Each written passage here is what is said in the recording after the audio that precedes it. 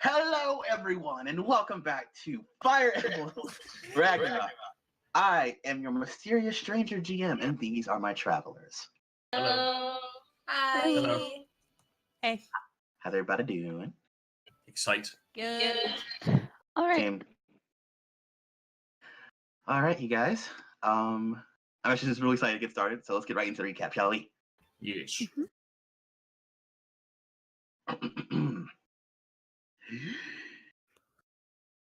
When last we left off, your not quite group yet, but you wayward travelers had found yourself all drawn to the Reaver bandit camp.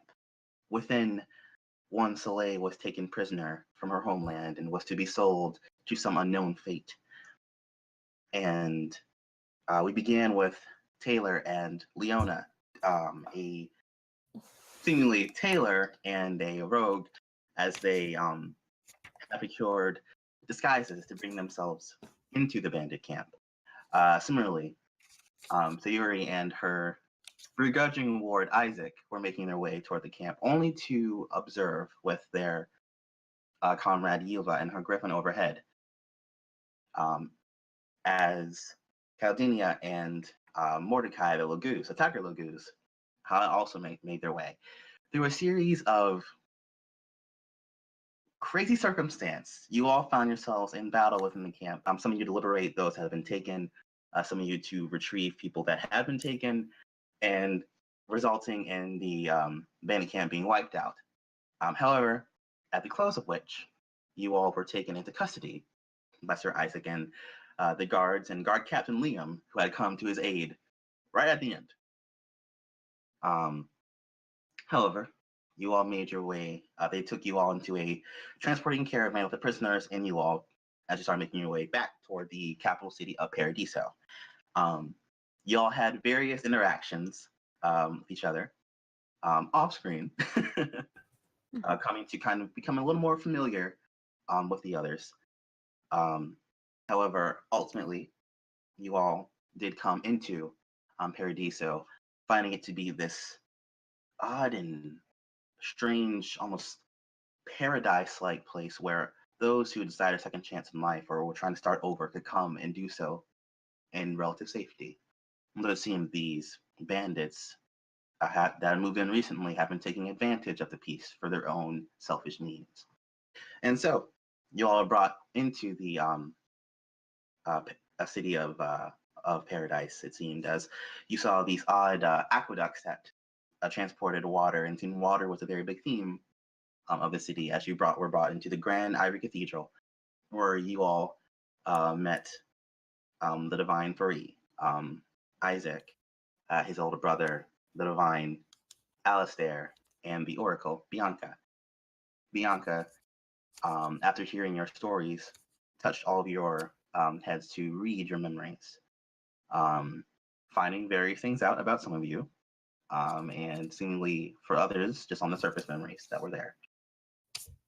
Some of you made better impressions than others.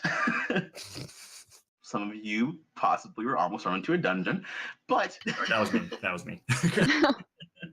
Spoilers. Ultimately, you all were conscripted to join the Paragons, which were a elite fighting force within this militia of volunteers that actually had combat experience. And with the guards being so spread thin with this conflict with the bandits, it seemed that this was necessary as a way of preserving the peace of Basilica, come what may. And so most of you met the other Paragons as you they were all there. You come to learn that they were all a very varied sort of person. Some of them very energetic and excitable. Some of them very distant. One of them in particular, very creepy. But ultimately, you all became familiar with them at least. And we're picking up 1 month later.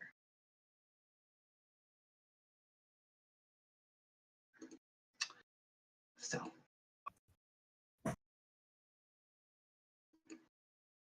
let us begin with you, Soleil. I had a feeling that was coming. As you feel kind of the beams of sunlight on your face, and you slowly open your eyes, you do hear a knock on your door.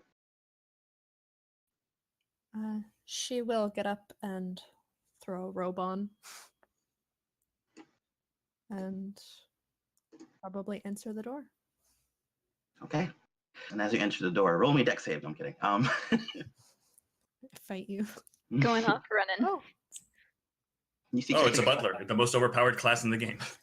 You see Caretaker Desmond there as he seems to have a plate of freshly prepared breakfast for you. You see a assortment of eggs and toast and fruits as he's, good morning, Lady Soleil. good morning, Desmond. I'm here to deliver your breakfast, as he hands you the tray. Thank you very much. And she accepts the tray from him, and she looks just totally happy. And it does smell pretty divine. Real food. What he says, later on today, we are to gather the Paragons for a meeting with Sir Isaac. Oh, okay. Thank you for letting me know. He bows his head to you. If you need anything at all, let me know. Of course. As you know, knock on the walls. And she smiles and bids him good morning. All right. And he begins making his rounds as there's a knock on your door, Sayuri.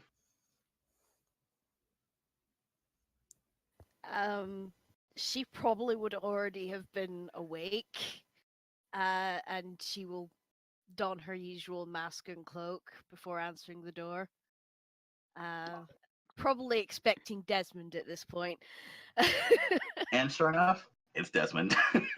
As he opens the door, as he's, Lady Sayuri, good morning. I'm here to deliver your breakfast. Good morning, Desmond. Thank you. Phew. Though I did fulfill your wish of having rice in the assortment. You can't see the look on her face, but she seems to be quite happy about that. Thank you. He hands it to you. Yep, she will take it with a nod. All right. To which then, there's a knock on your door, Miss Callie. All right. She will pop over to the door to see who it is. Would she be expecting someone in particular? You kind of getting used to your routine here. It's probably Desmond. Okay. Then she'll be perfectly comfortable going up to go get the door. Okay. And as you open the door, it's not Desmond. Ha! It is a plate of, it's like a assortment of breakfast, but it's guard Captain Liam. She looks surprised to see him, but she smiles at him. But you see him, he's kneeling on one knee while he's presenting the food up to you as he's, good morning, my lady. I thought you would enjoy me deliver your food to you today.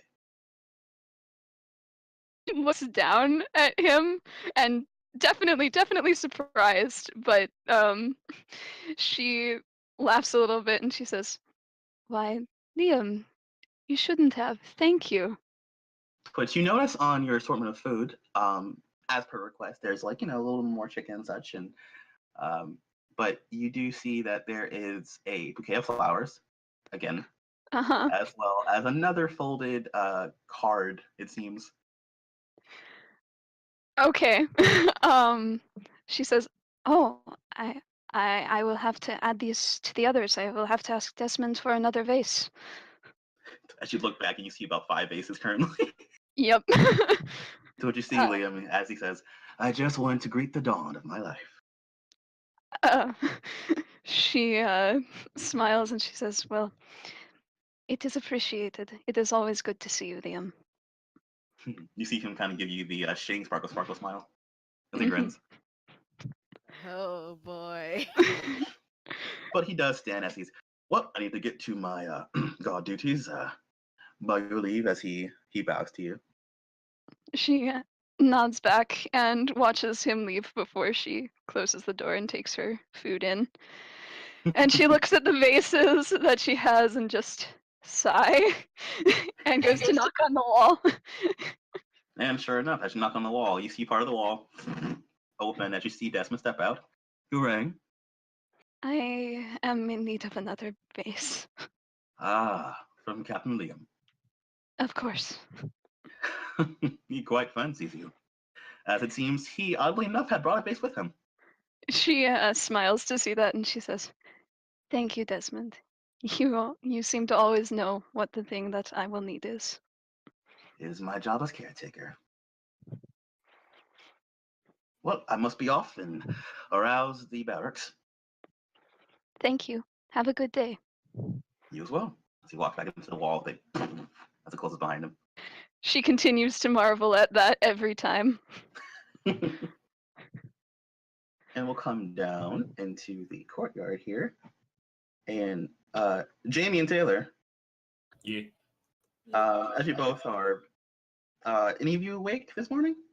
Jamie would be awake, but he's always an early riser, rubbing his head as usual, just muttering curse words that Taylor needs to fix the height of the ceiling or lower the bed or something like that. And Taylor, I assume you're just knocked out at the moment. Yeah, he's just like, well, we don't have to fight a war yet. He's just going to stay here. All right. Well, sure enough, you do hear a knock at the entrance of your carriage. Jamie will go downstairs, pull his hood up, and he's been expecting this, but he's still wary. He'll creak the door open slightly and look and see who it is. All right, and you see, rise and greet you, Miss Kara.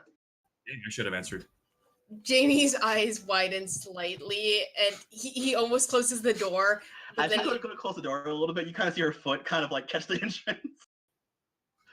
Now she's, good morning. He will begrudgingly open it. It's like, morning.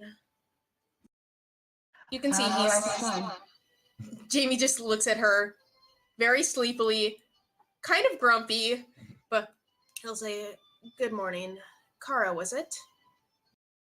Oh, you remember my name. You're sweet. He's blushing a little. But yes, I'm just here to get you for breakfast in the mess hall. Come join us. Sure. Let me go grab Taylor, and then go Jamie will.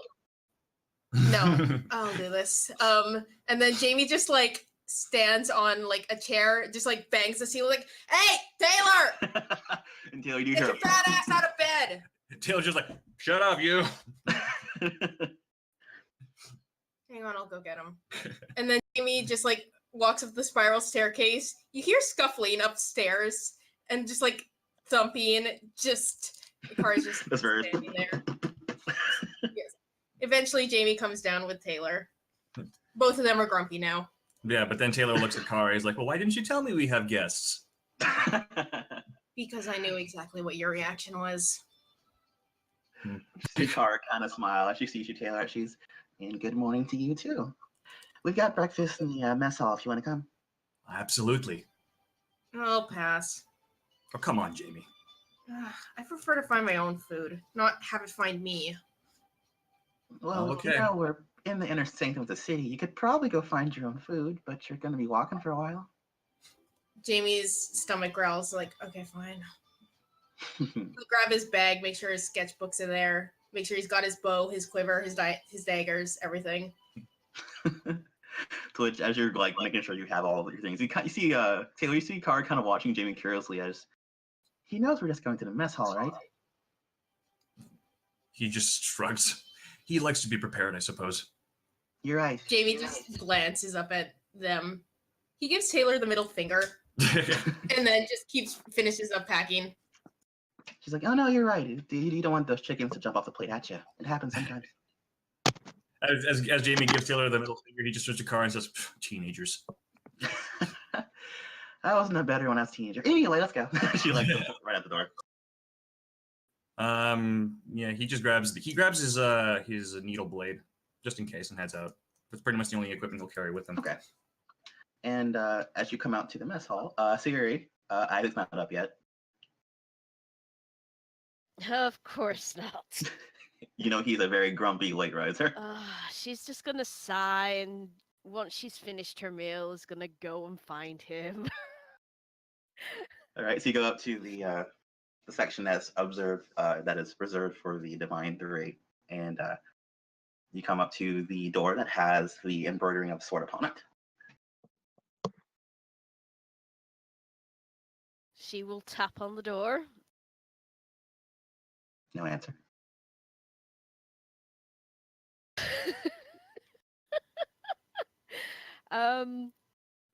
She will tap on the door louder.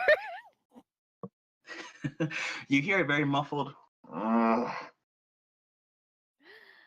Isaac, it's time to get up. Go away. I'm just thinking right now, Sayuri should just break down the door and it says, "Oh, when you didn't respond, I assumed you were hurt, so I had to come in." I'm honestly tempted for her to just sigh and boot the door open. She is Sayuri. Sayuri. Hey, Well, Sayuri, as you're sitting there and kind of just tapping your toes, you do see, oddly enough, almost on its own, you see the door kind of begin to jiggle, and it opens. she will blink at this. As you hear a kind of slight chuckle in your head.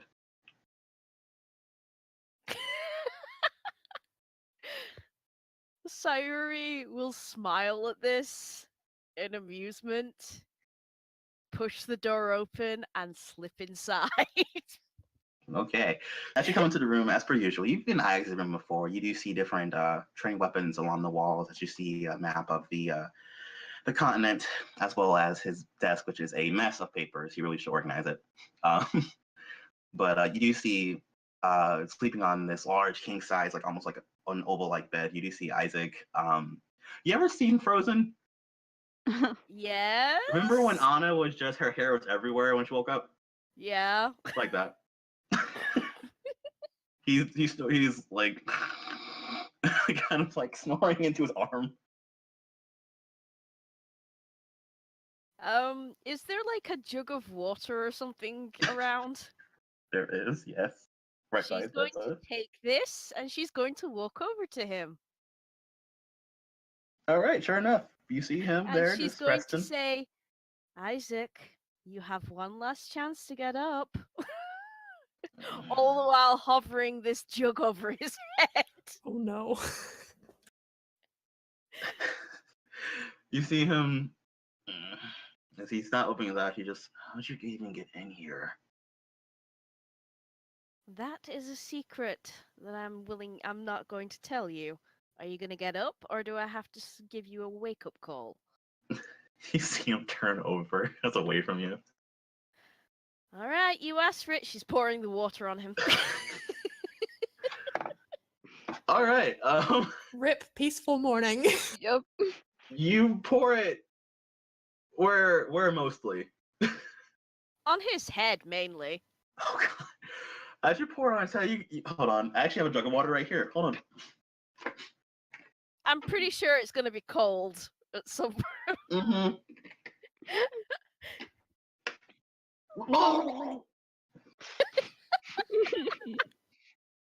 I see immediately sit up.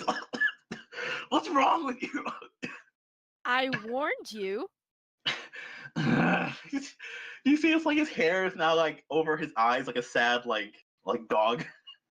She will set the jug to one side and is like, I warned you. I give you plenty of chances to get up on your own. Get out of my room.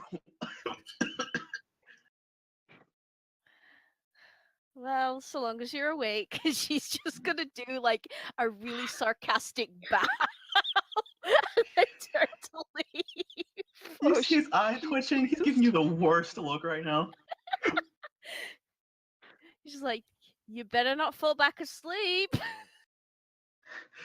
I'm up.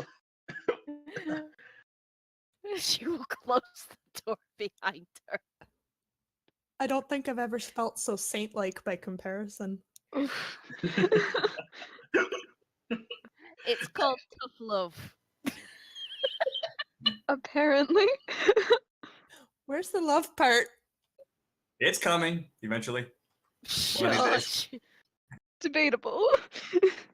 You wait about a good 10 minutes or so before you see the door slowly open, and you see Isaac standing there like a drowned cat. Just his hair is dry-ish now, but he's just giving you a death stare.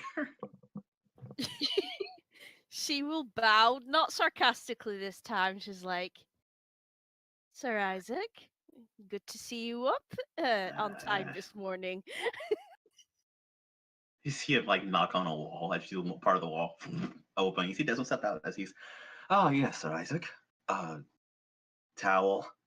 I'll be right back. As you see him walk back into the wall, and he comes out producing a towel as he puts it over Isaac's head.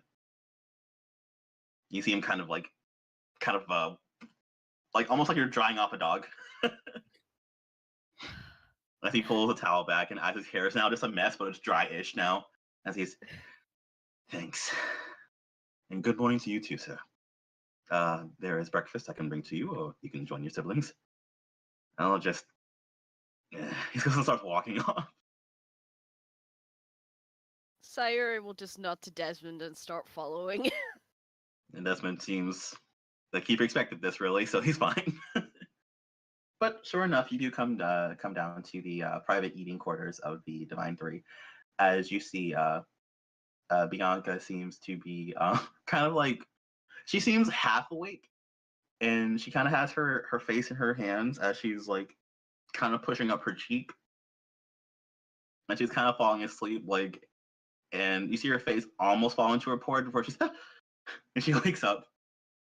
But Alistair seems to be wide awake as he sees both you and Isaac come in, as he's, good morning, you two. Good morning, As you see Isaac, as he goes to grab food. Is his hair still a mess? A little bit.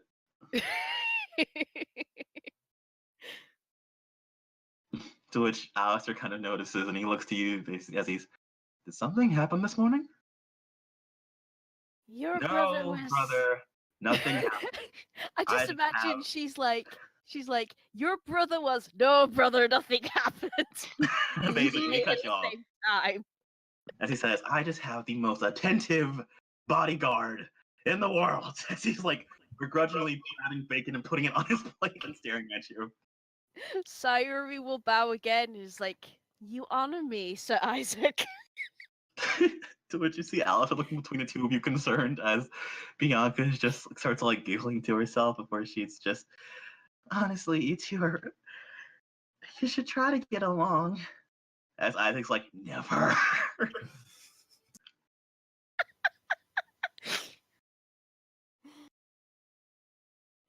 Sayuri has no words to that. To which we'll jump ship over for a moment.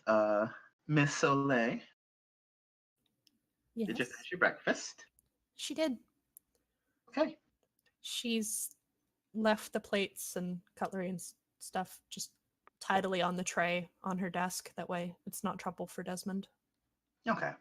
And as you leave your place and you're going to head down to the oh, I forgot to mention to you guys, the cathedral, or the things that are here, is there is a bathhouse, actually. Mm-hmm. It's probably to the cathedral. Bless. So you all can, and there's also a library, so you all can go there to watch up if you like. You have the option. Does she have time for that? Well, there's like the actual bathhouse, but there's also like, they bring a bowl to your room, as well as like, stuff you can do there as well. I'll just assume she's tidied up and gotten dressed for the day. Okay. And as you go to step out of your room, you look back for a moment, and your plates and cutlery are gone. She smiles. Desmond Classic has his ways. Desmond. But you head out. Around the time, I believe, Miss Caladenia does as well.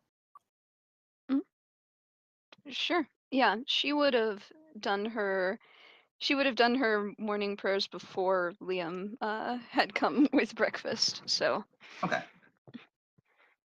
So sure, yeah, we can encounter one another in the hallway.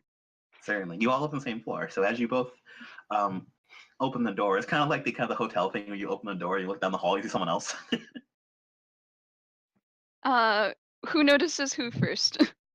I will say roll perception checks, both of you. Okay.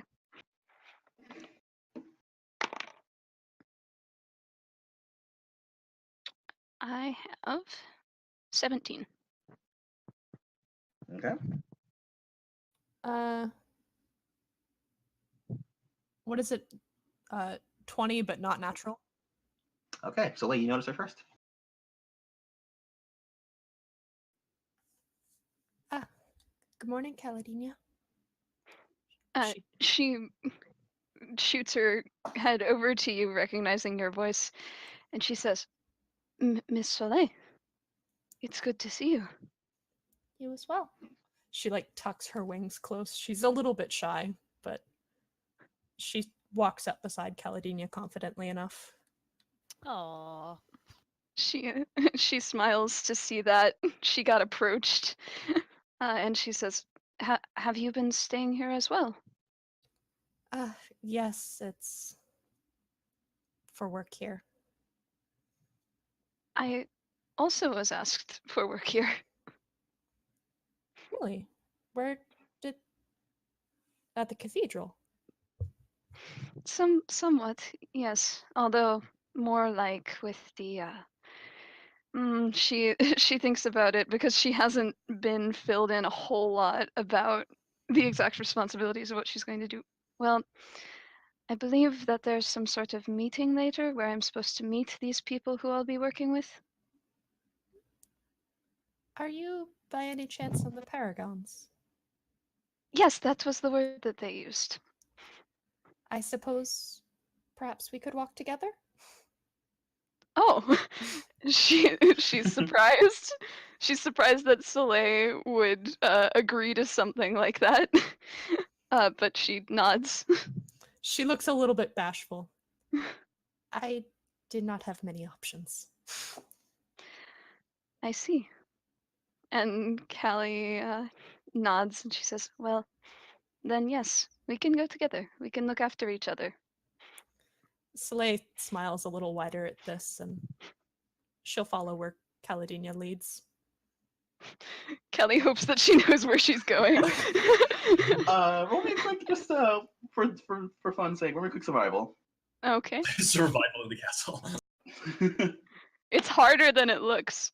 Especially Imagine like with... you trying to huddle over a small flame to keep warm in the winter in a castle. To be fair, GM, if she doesn't know where she's going, Soleil will take the lead because she remembers. Well, Callie hasn't been there, so 10. 10. Okay. So you notice, Callie, you both will be walking in these hallways, and they are beautiful hallways. You can see there's different paintings of different vistas and such on the walls. That's why you see different busts of the goddess Ashnari reaching up. But you walk for a little longer than you think you should, as you go down a flight of stairs, and you come up, and then you kind of come around the corner again, and you're back on your floor.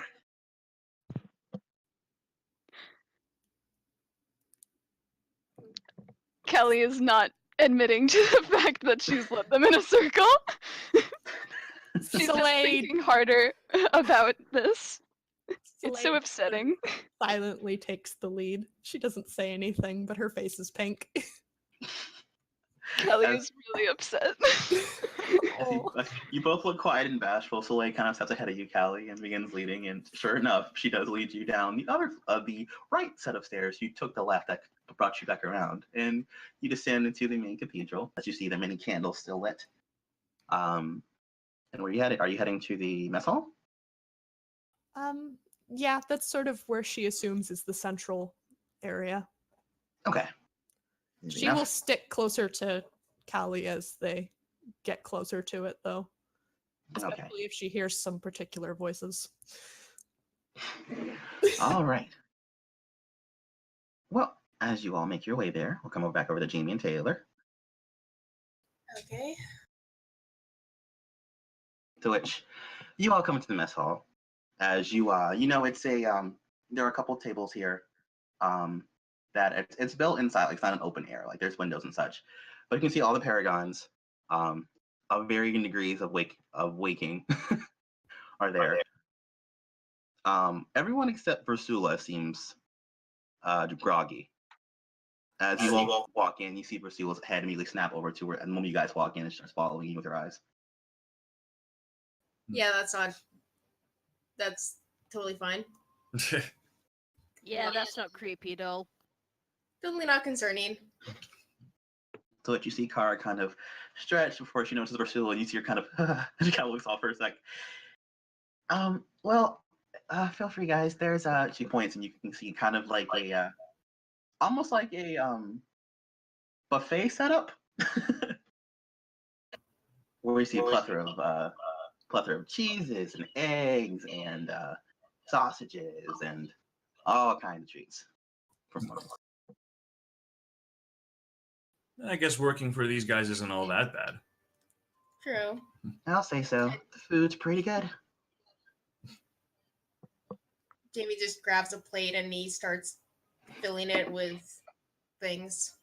Okay, there's also some of the berries and such and vegetables here as well. Okay, I'll grab some too. He grabs what he thinks is a balanced breakfast. Or assumes. Okay, easy enough. And you all see a couple of tables are open. You see a table where you can see Leaf, Ryan, York, and Henry sitting. You can see another table where Sue is sitting by herself.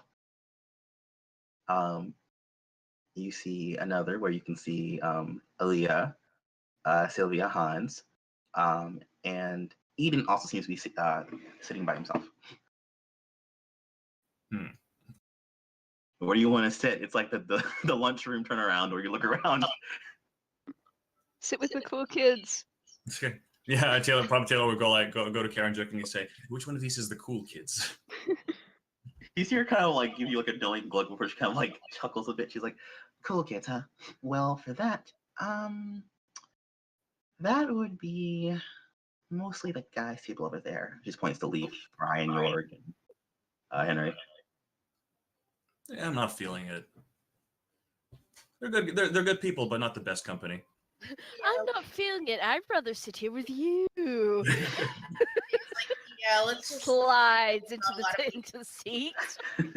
You do see Kara kind of. You give you guys a little wave as she goes to sit with Sylvia and Yilva at the same table. Okay. As you see, Sylvia seems to be nursing what looks to be like a cup of tea. And she looks she's awake. It's a little early for her. Yilva, however, looks to be prim proper in armor. So let's talk to Yilva. Ilva and Sylvia? Yeah. Okay. So you sit at Kara's table. Okay. Jamie will slowly start eating as if just a bored look on his face. And Taylor's like, "And how do you all fare this fine morning?" So you see Kara kind of, "Oh, you sat with the girls, huh?" He shrugs. To which you see Yilva kind of look over at you before she says, in a very proper tone, "Fine, thank you." She goes back to cutting her food with a very proper knife and fork. But before you see Sylvia kind of look over at you as Sylvia, as she looks up at you, she's, "Oh, we're fine, thank you." She sips her tea. I'm not sure what to say in this conversation right now. It's been a month and I don't know what happened in between all that month. Not a lot. I'm not talking to anyone. This job's a little boring, isn't it? He jokes. You hear, are you saying to the table? Yeah. You speak up. Better boring than conflict. That's what I say. Sylvia looks over as well as she's, well, it may be a bit boring, but it's good company. I can agree with that much. He winks. Very see her kind of blink and she looks back towards you. Jamie will just nudge Taylor, like, "Hey." But he will look up at Sylvia, who's probably been the nicest to him. He'll say, "Is there any good place to go for a walk around here?" A walk? Um. Well, we have the Cathedral Gardens. Okay. Those are usually pretty nice, unless you want to go walk around town. I'll take the gardens. What about outside the city? We have a couple of hamlets you could probably walk through. Anything outside of that? There's the Evergreen Forest. You're kind of stretching her what she knows about. James like, cool, thanks, and then goes back to eating. You're welcome. You'll have to forgive him. He was never the social type. I'm hoping that being here will probably expand his social horizons a bit. Jamie will slap him again, like just a nudge on the shoulder. He's He's a little red. This poor ranger in a city. Yep. To which, at this point, you two walk in, Soleil and Caladenia. And the moment you guys walk in, similar to how when the fellows walked in, you do see Ursula turn her attention to the door and start watching you two. Soleil ducks behind Caladenia a little bit, determinedly not looking in her direction. Kelly meets her eyes, curiously. She hasn't seen you before, that's right. She doesn't know any of these people. All right. She seems to kind of focus on you for a moment, Caladenia. However, the moment you two walk in, you see Leaf and Ryan both get up as they both start basically make a beeline towards you two, and they both bow as they're, and we are graced the presence of two beauties. As you, Ryan kind of give you all a grin, as Leaf kind of pushes his face out of the way. Please, come sit with us at our table. Do you know these two, Soleil? Kelly whispers to the cowering figure behind her. She just, like, quietly murmurs the word colleagues. To which you see both Ryan and Leaf, actually first time them seeing you, Callie, as they're, you see them both kind of, oh, hi. I see Ryan kind of step forward as he's, hello there. My name is Ryan. It's a pleasure to meet you. Your name is My name is Caladenia. The pleasure is Caladenia. mine. And she shakes his hand. This is Caladenia. My, that is a beautiful name. And before he can get even more talking to you, you see Leaf once again grab his face and push it back. As he is, and I am Leaf. It's a pleasure. As he takes your hand and kisses it. What a charmer. Oh, you flatter me. I'm only paying beauty what it's due. You're too kind. Soleil takes advantage of their distraction and quickly slides in next to Eden before they notice. And they are captivated. Kelly would gladly provide your distraction. She gives her, like, a quiet, like, thumbs up.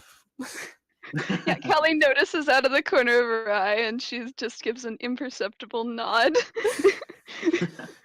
To which, guys, once again, all the characters are in the newspaper icon. You can see from yourself too, under Basilica and the Paragon Militia.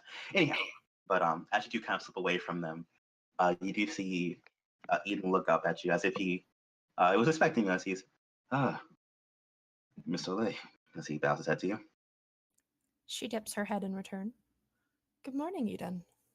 Good morning. I see you've already met the two again. He's turning a page in his book.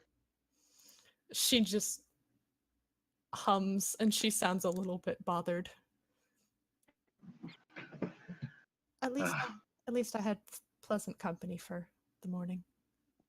He looks over to you as he's, that reminds me. You were looking for a book, weren't you? As he starts reaching into his pack right next to him, sitting on the this like bench.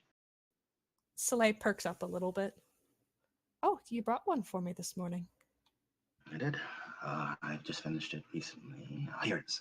You see him produce. It looks to be a leather tome of a bit of a bluer color, as it says upon it. The nature of invocation. Soleil looks very curious and accepts the book. Thank you. The nature of what? Communication? Invocation. Invocation. Okay. It's a book about spells. Mm-hmm. Yeah, like evocation magic. Okay. Yeah. To which he says, "I hope it's a good read for you. The others, for the others, this information is lost on, but perhaps you can find it useful." She thanks him more than once and is already like carefully leafing through the pages. Okay, and then through a quick kind of like quick glance through it, you can see it's describing the nature of invocation as well as kind of just the balance of elements and how they work together, about how also they can oppose each other. It's a very interesting read, very brainy, for lack of a better term. She's not going to read it at the table for fear of it getting damaged by certain people being too enthusiastic. But she keeps it close. Okay, simple enough. I see him returning to his book, and you do see he does seem to have what looks to be a simple bowl of wheat that he seems to be kind of just chewing on. He's kind of a simple guy. It's fine. Back to you, Caladenia. You do have Leaf and Ryan basically to stumbling over themselves to talk to you more. Before you see this 7'7" man stand as he kind of like shadows behind the two of them. It's your first time seeing Jorg, actually. Can you see him okay? Yes. As you see him grab them, the two of them by like the back of their shirts and lift them up effortlessly as he's stop. As both, what's your? We were just making conversation. Indeed, we didn't mean any trouble. As you see him kind of just bring them back to the table and sit them down, and he's kind of just like plop in their seats. When he Kelly, looks over to you as he's sorry. Kelly raises an eyebrow and she's like, "That was rather impressive." You're saying that to him? Yeah. You see him just kind of, he nods. Well, thank you. And your name? Jorg. Jorg. Pleased to meet you. I am Caladenia. She offers a hand. He pats you on the head. She is patted. He seems happy with that as he goes to take his seat again. Soleil pats the space beside her. Looks meaningful at Callie. Callie will go over, but she's scanning the room to see all of these people in it who are so strange. This colorful assortment of characters. And it's only about to get even more colorful. You do also see Jamie and Taylor sitting at what seems to be with the girl at the moment. Both of them. She is interested in the fact that she sees them over there. Do they seem invested in their conversation? Apparently, only Taylor is. Yulva doesn't seem so. Sylvia seems to be more listening, but it seems Kara is the only one that's kind of speaking back, mostly. Okay. Kelly will come over to Soleil and say, "Just a moment." And she looks over to her eating partner and she says, "I will introduce myself in just a moment. I spotted some friends."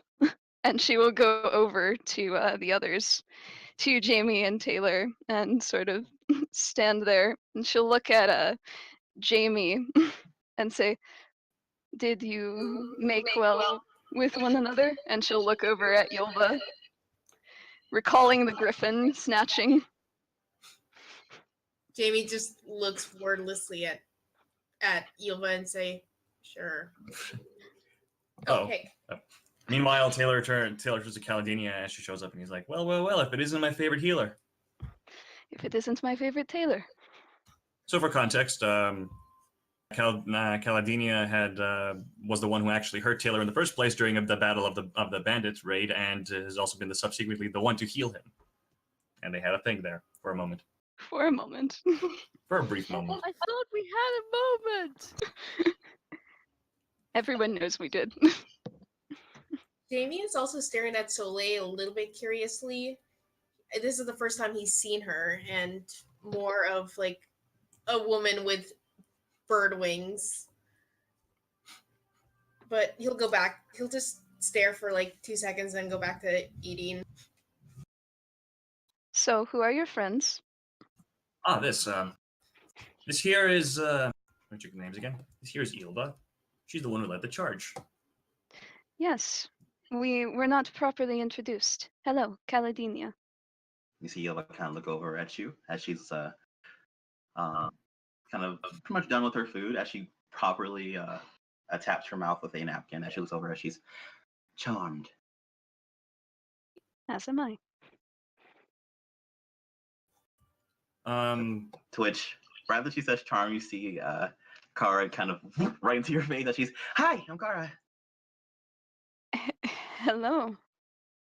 She puts out a hand to you. She will shake it. She's, "It's a pleasure to meet you. So you're Caladenia. Caladenia. You're joining us too? Yes, it would seem so. So what do you do?" I am a cleric of Ashinara. "Hey, Sylvia, look, another cleric."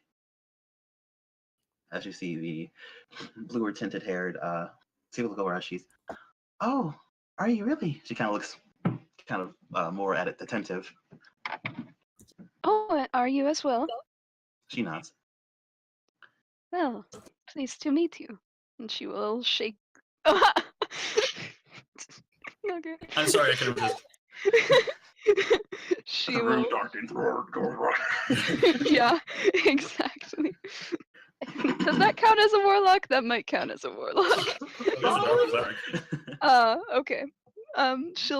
She'll offer her hand to Sylvia. And Sylvia will take it, and as she shakes it very excitedly, you see her kind of you see the necklace she's wearing is identical to your holy symbol. Hey. Callie sees this and nods approvingly. Hey, cleric buddies! Yep. Yeah. My Ashinura is better than your Ashinura. Comparing.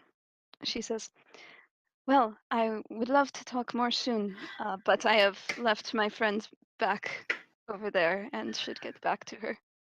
"Oh, certainly. Whenever you like to talk, let me know." She nods. I will do so. And she slips back over to Soleil. Soleil looks admittedly relieved now that you're out of Kara and Taylor's personal space. Kelly notices that, and Also, yeah. real fast. As you then look over the table, you do see Kara kind of catch her eye. She gives you the eyebrow wiggling. Soleil turns pink and hides behind her book. All right, carry on. Kelly will sit down right next to Soleil since that's the seat that she patted before. Sorry about that. I was catching up and introducing myself. There are still people here who I have not met. Probably a whole table of them. Soleil smiles. It's all right. Sorry, I did not intend for you to be ambushed at the door either. She laughs and she says, "Oh, they're no trouble. It's something that happens all the time." She thinks back to the 6 vases in her room. Soleil kind of gives a soft sigh, and she sounds like she agrees entirely with this statement. And who is your friend, Soleil? This is my friend Eden. You see Eden kind of look up from his book. My apologies. Hello. Hello. This is my friend Caladenia. She's a cleric. Oh, it's good to have one more. Miss Sylvia is usually overtaxed. She is the only one? He nods. Goodness, that is a very trying task for one person. It is. We're glad to have you then. Good to I'm meet the you. arcane practitioner here. Really? She seems very, very intrigued by that. The same as Soleil. Somewhat, yes. She looks at Soleil for confirmation. She hasn't seen him in action necessarily, so she kind of. He learns his magic from books. I am more studying the theory from them. You, she looks taken aback by this. You can learn magic from books. You just see Eden kind of. He doesn't mean to come off like pompous or like you're stupid. It's just he kind of does a slow nod of yes, you can learn a lot from books, actually. Well, I would certainly know that. I have been through so many in my time, but never any instructing on how to use the arcane arts. Ah, I see. As you hear him, he seemed kind of fidget a bit as he's kind of talking to you, as if he's not quite used to this. But you do hear him kind of motion to the book that he gets Soleil as he's. There are such magical texts out in the world that, if with enough time and effort and studying, you can add them to your own tome, as he produces what looks to be a grimoire of sorts. She is fascinated by this, and she reaches out, but then she thinks the better of it, and she says, "May I?" Roll a persuasion check. Okay. That's a not natural 20. Oh, 30-20. Mm-hmm. You see him kind of look you up and down for a moment as he's very well, but be careful as he hands you the grimoire. The moment you touch it, you can feel it's practically brimming with arcane power. This is an amazing experience. She's fascinated by the feel of it, by the look of it. She is very, very careful. She's very practiced with handling old tomes, so she looks through it very delicately, and her eyes are bright and fascinated. All right. Soleil is like peeking over her shoulder to see. And on his pages, you can see different spells, that's where it's the incantations, to use the verbal components for them, as well as what the somatic components are, and if there are any material components that are needed. In fact, looking at him, you can see he has a couple pouches on his person that you can assume probably house immaterial components that he uses. You can see interesting spells such as one. You can see magic missile. You can see one spell that says prestidigitation. You can see a spell that says shield. You can see a spell that says fireball. Interesting spells, it seems. She is amazed. Yeah, she's good to look over this for a little while if we want to cut over to somebody else. Sure thing. And at this point, Sayuri, you arrive with Isaac. Okay. He ate especially slowly to drag it out as long as possible because he's a little mad at you right now. She would be used to this by now. You are. And would just point out that he is only ruining his own schedule by doing so. You see him kind of begrudgingly clicking his pace. But the other two go to the throne room, as you two are. You two do come in. You see the room kind of shift. As you do see Ryan and Leaf get up. Hey, Isaac! As Ryan goes over to him, he stops as like Isaac kind of looks daggers at him. And he's like, are you all right? Yeah, great. What's going on here? The young master gave me no choice but to give him a bit of a wake-up call. She states. She leans against the wall. You see his eyes kind of dart back as Leaf kind of chuckles to himself as he's, oh, ooh. he kind of gets the kind of tension Isaac has about him at the moment, as he's, well, good morning to you, Lady Sayuri. Morning. She will just state bluntly as she looks around the room. I'm guessing she will notice sort of Jamie and Taylor and Soleil and that sort of there. Yeah. Would she have met them before now? I mean, other than when they were captured. Not really. You didn't really, because you're usually by Isaac all the time, so you didn't really have a chance to interact with them as much. She will just raise an eyebrow at the new additions to the room, but she won't say anything. All right. And with that, as breakfast is starting to conclude, you do hear Isaac. All right, everyone, gather up. See everyone kind of start shuffling around to be front and center. Callie will gently close the book and offer it back with both hands to its owner and say, "Thank you for sharing it with me." See Eden nod as there's no issue. All right, come on. As he gets up. Yes. Soleil will follow him. Yeah, Callie was going to make sure that Soleil was between the two of them, least vulnerable to attacks. Soleil just shoots her a grateful glance. All right. With that, you also see Yelva get up without a word as she follows out to the kind of the training yard. When Sakara gets up and she's, all right, come on, you two, time to work. Jamie gives a groan, but he'll follow behind Taylor. They probably do the groan at the same time in unison. All right. But you all come out to the training grounds? Yep. All right. You all come out to the training grounds, and you see that at this point it's about, it's hitting noon-ish. As you see, the sun is high in the sky, and it seems to be a blue sky today.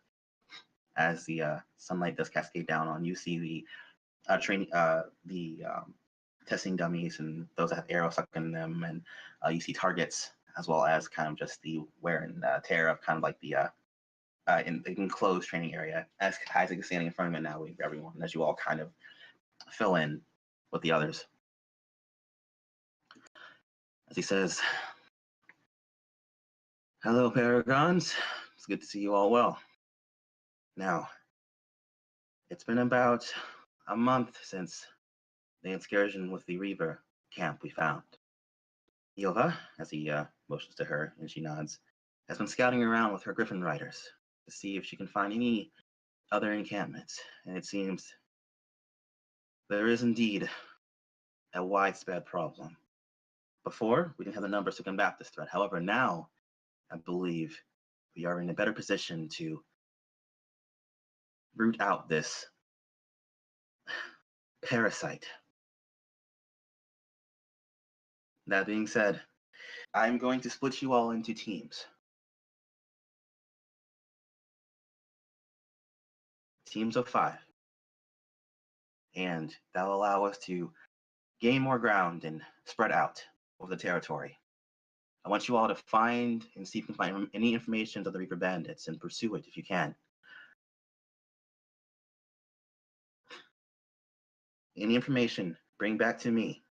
You can write, if you will, if you find yourselves pinned down. But this is the first assignment to the Paragons. Now, naturally, if you like, you all can name your respective teams. Just let, as he points to Aaliyah, who you see her kind of waving from her forge. She wasn't at breakfast. Just let Aaliyah know so she can make a note of it. Any orders you have, send to her, or if you find a local blacksmith, that works as well. He looks to all of you. Any questions or concerns? Speak up now.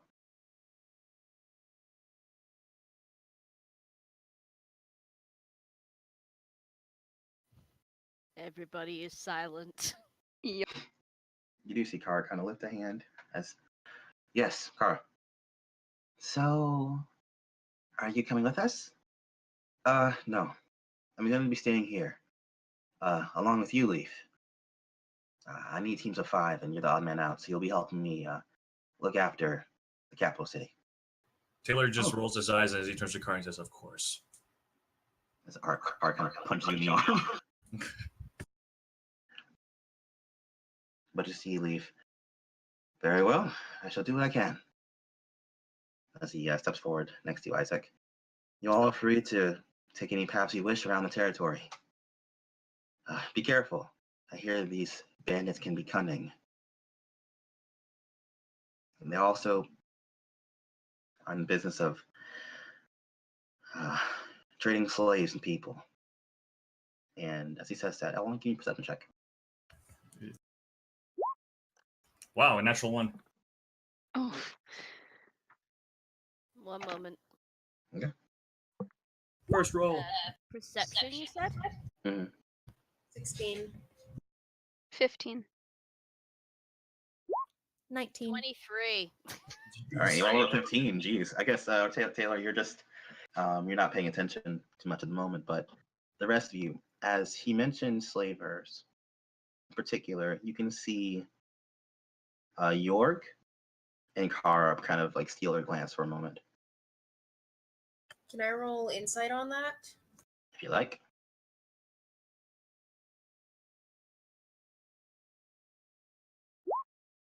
$17. Which one do you get reading insight on? Just in general? Those two? Those two. It seems this business with slavers seems a bit more personal to them than others. Understandable. Soleil is likewise tense. But as after her question, he says, he's all right, very well. The teams will be as follows. As he essentially assigns teams, you notice that you five in particular seem to have been bunched together. Sayuri will kind of be surprised that she has been bunched in with them and will give Isaac a look like, the hell are you doing? I'm supposed to be your fucking bodyguard. Are you raising that up, or are you just looking at him like that? Yes! Okay.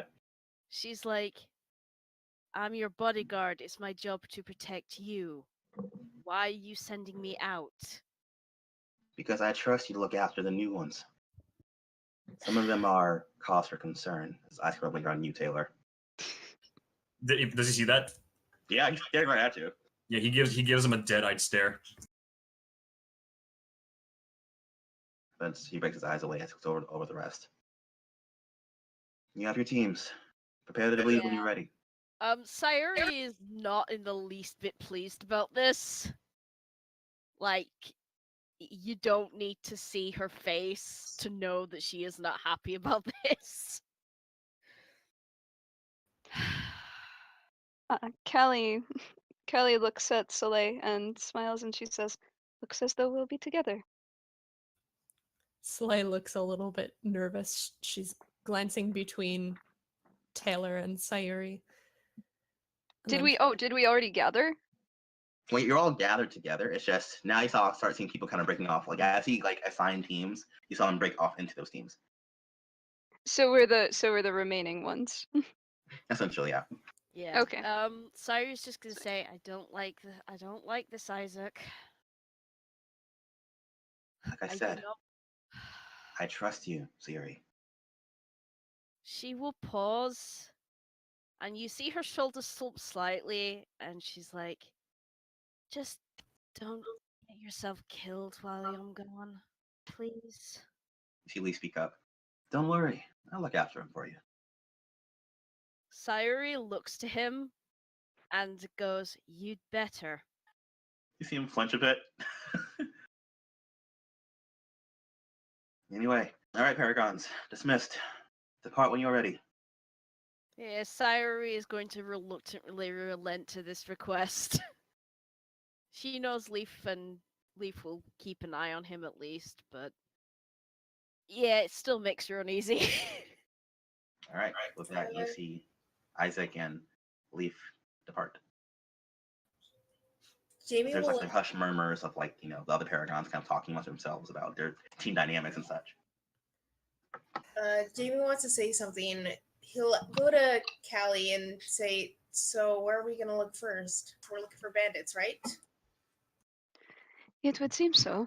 But first, does everyone Does everyone know each other? I do not know. I do not know you, miss. She looks at Sayuri. She will incline her head and says, "The less you know about me, the better. My name is Sayuri. That's all you really need to know." Ah, mysterious one, Taylor says. My name is Caladenia. She extends a hand to Sayuri. She will look slightly awkward. She won't take it. Instead, she will bow, which you will find extremely odd. Callie drops her hand and just looks sort of puzzled for a moment, and then she mimics the gesture. Taylor's like, Sayuri seems satisfied at this. Taylor just says, your manners know no bounds. And he bows in return. My name is Taylor Kimball. GM, would it be okay if they did like an intelligence roll with disadvantage to see if they figured out what this is from? Is it that Avatar thing where they bow and then bang their heads together? Actually, they wouldn't be able to get this, so no. Okay, fair enough. It's an That's impossible fine. check. Yeah, you got no clue what this is. But It seems polite, so Taylor's gonna bow. yeah, she doesn't seem to be doing it because to be rude or anything. It just seems to be what she usually does. And she's like, I suppose it's a pleasure. She does not sound happy about this assignment at all. Callie gives a wry smile and she says, "Yes, it is a pleasure." And then she turns to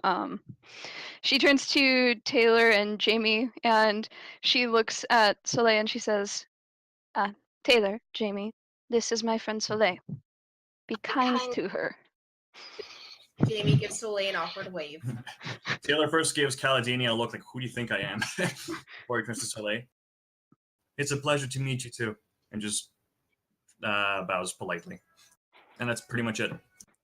Soleil will incline her head and shyly say, "It's a pleasure to meet you as well." Soleil is just keeping like her wings clamped to her sides. She looks visibly uncomfortable. Forgive me, but weren't you one of the bandits? Me?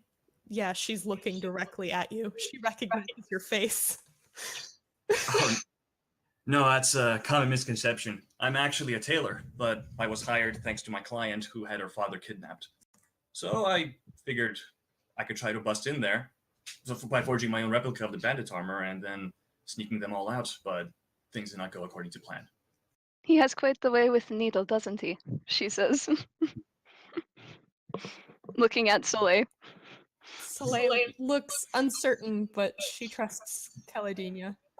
Oh yeah, we can describe our characters at this point since we're all gathered together. It would seem so. After you, then, Taylor. What?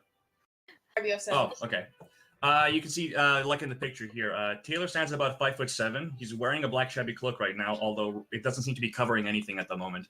You can clearly see his youthful face dusted with freckles and a slicked back blonde hair tied in a small ponytail. On his nose, he has nose pinching glasses, so like no frame holding it on his ear, and it's tied to his collar. At his side, he holds what looks like some sort of oversized sewing needle, about the size of an actual rapier, but it seems to be entirely shaped like a proper needle. He's wearing red and black clothes underneath the cloak, which seem very fine in contrast, if not especially impressive. There's not much in the way of embroidery or marks of a person of importance, and it doesn't look like the attire of any noble house, but it's despite looking more on the practical side, it has a couple of gold streaks on its edges to give it a bit of flair.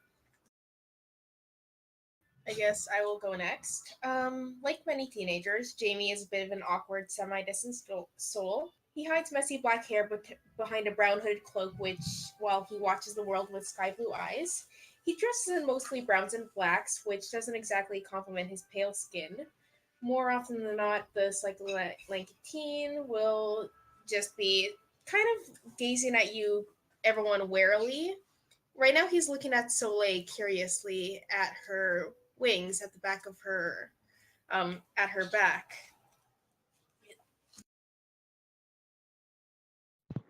Let's see. I think Callie's next in the circle. So she is slightly taller than average. She has slight and sharp build. Her hair is cut short in a pixie cut, and it is jet black. Her features are pretty angular as well, and her eyes are black that matches her hair and always seem to be looking at something around. She's scanning and trying to take in all the information possible so that she can get a handle on the situation. She also rarely stands still, even when she's in this huddle.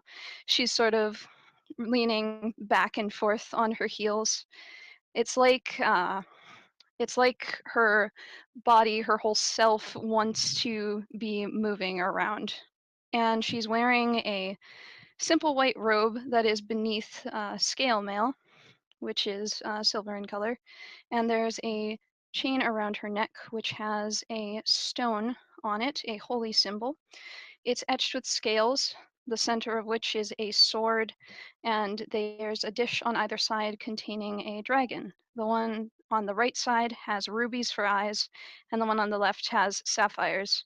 And since we're in the capital, it's very obvious that this is the same symbol of Ashenera that's seen all around.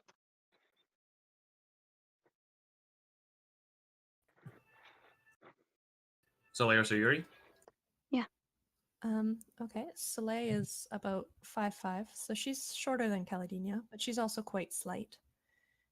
The most prominent feature are large white wings that turn to sort of an orangey tan at the shoulders, and long red hair. She has gray eyes and freckles on her face, and she usually looks a little bit uncertain, but you're not sure if perhaps maybe she's just out of place here. She's holding a cloak and a book in her hands that she didn't really get a chance to put down before talking to you.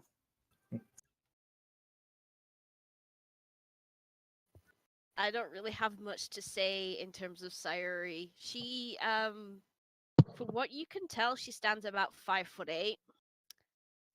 She has a sort of average-looking build from what you can tell underneath the cloak.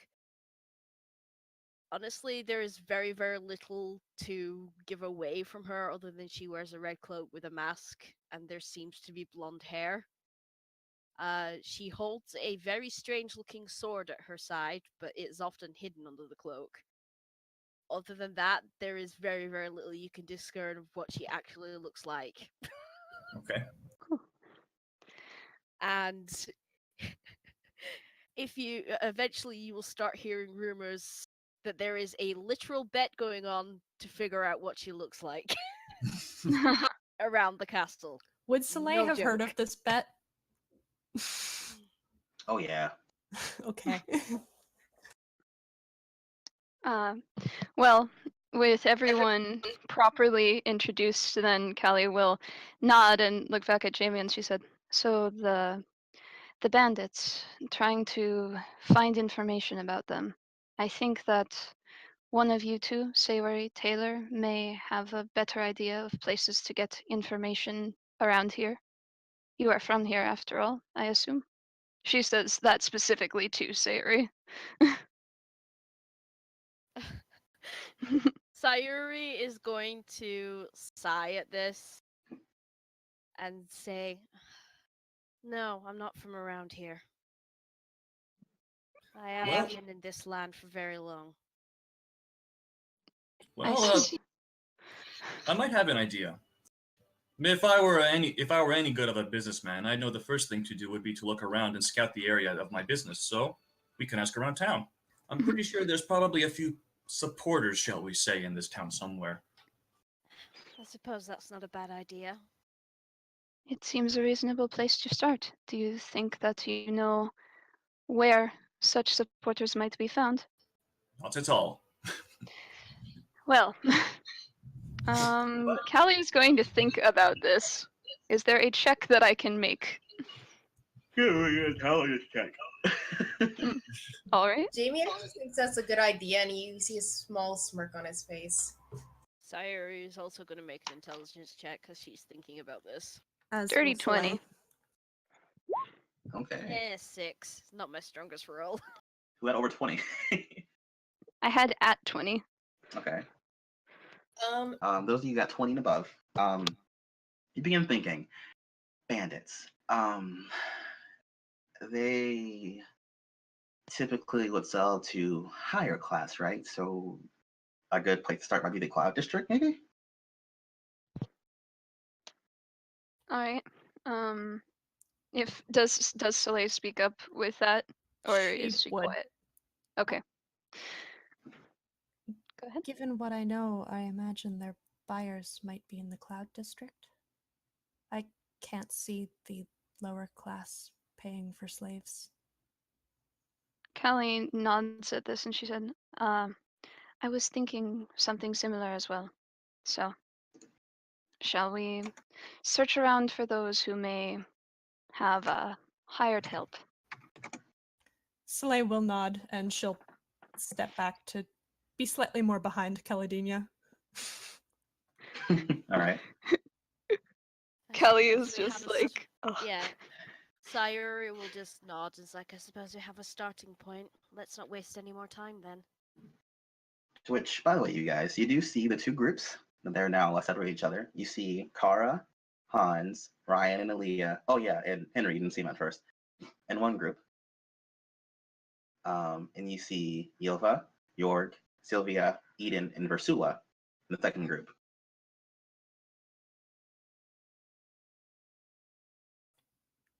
Cool. Yep, Who's Versula looking at? all of you. Do we That's so notice? creepy. If you look that way, you see her carmine eyes staring directly at you guys.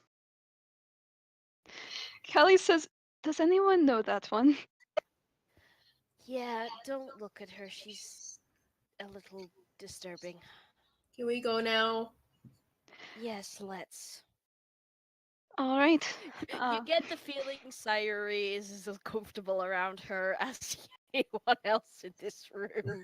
Yeah.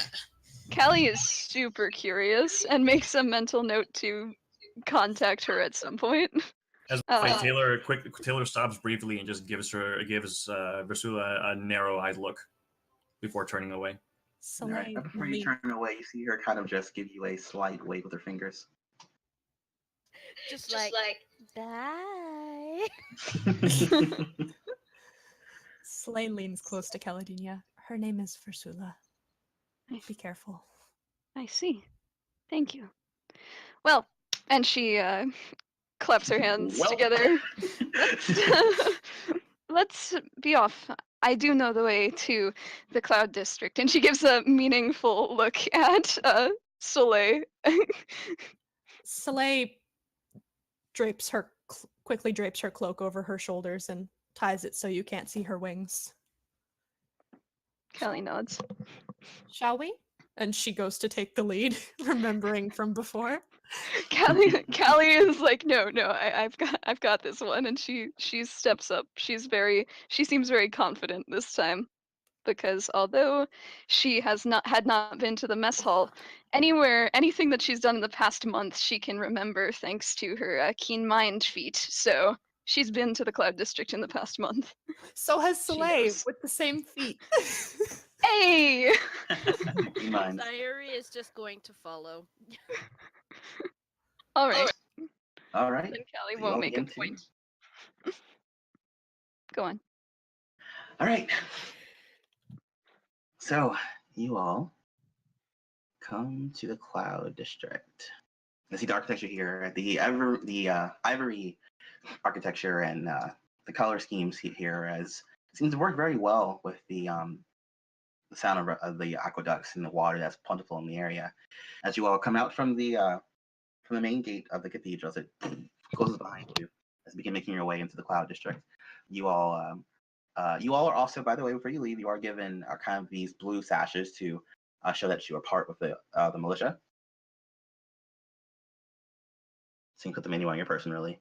And as you come to the Cloud District, you see two guards on top of, right in front of the gate, kind of, as they kind of stop you. Good day. Your business? We are on the service of Sir Isaac. She gestures to the sash. Oh, Paragons. My almost apologies as he open the gate and see the man on top kind of as he goes and starts cranking the gate open as you hear. Much obliged. Yeah, Taylor observed that the sash is what got them entry. Seems so. Okay. Yeah, Sayuri just ties hers to like her arm like an armband, probably. Oh, what size are they? They're about kind of like the size of a usual scarf that you could tie. Okay. Soleil That's about might right, use I know, hers as a scarf just to keep her cloak from shifting out of place. And it seems they also have the sigil of Basilica upon them as well. Kind of the two dragons encrusted by the sword in the middle.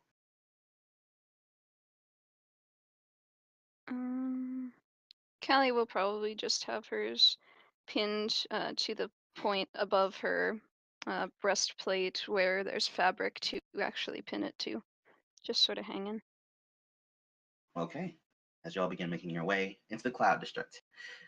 And as you do, you can see at this point it's about 1 p.m. or so. You can see that there are the nobilities out kind of walking on their days as they're heading toward different shops or different places and avenues that they wish to venture to today. You have the Cloud District to explore, guys. What are you going to do? Kelly looks at the others for direction. You know, Any idea? people tend to be a little more loose-lipped around alcohol. You're suggesting to head to the nearest inn, then? He just nods. So long as you don't waste the time drinking yourself, I'm fine with it. No promises. You can't see her face, but you can imagine she's giving you a scathing look. He just gives her like a smirk. Amy turns to Callie and's like, I like her. Like pointing at Sayuri. Kelly chuckles. Yeah, she mumbles something in a language you can't understand and shakes her head and says, Let's go then. Where's the nearest tavern? Have I seen any taverns? You have not, but Taylor, roll me an intelligence check with advantage.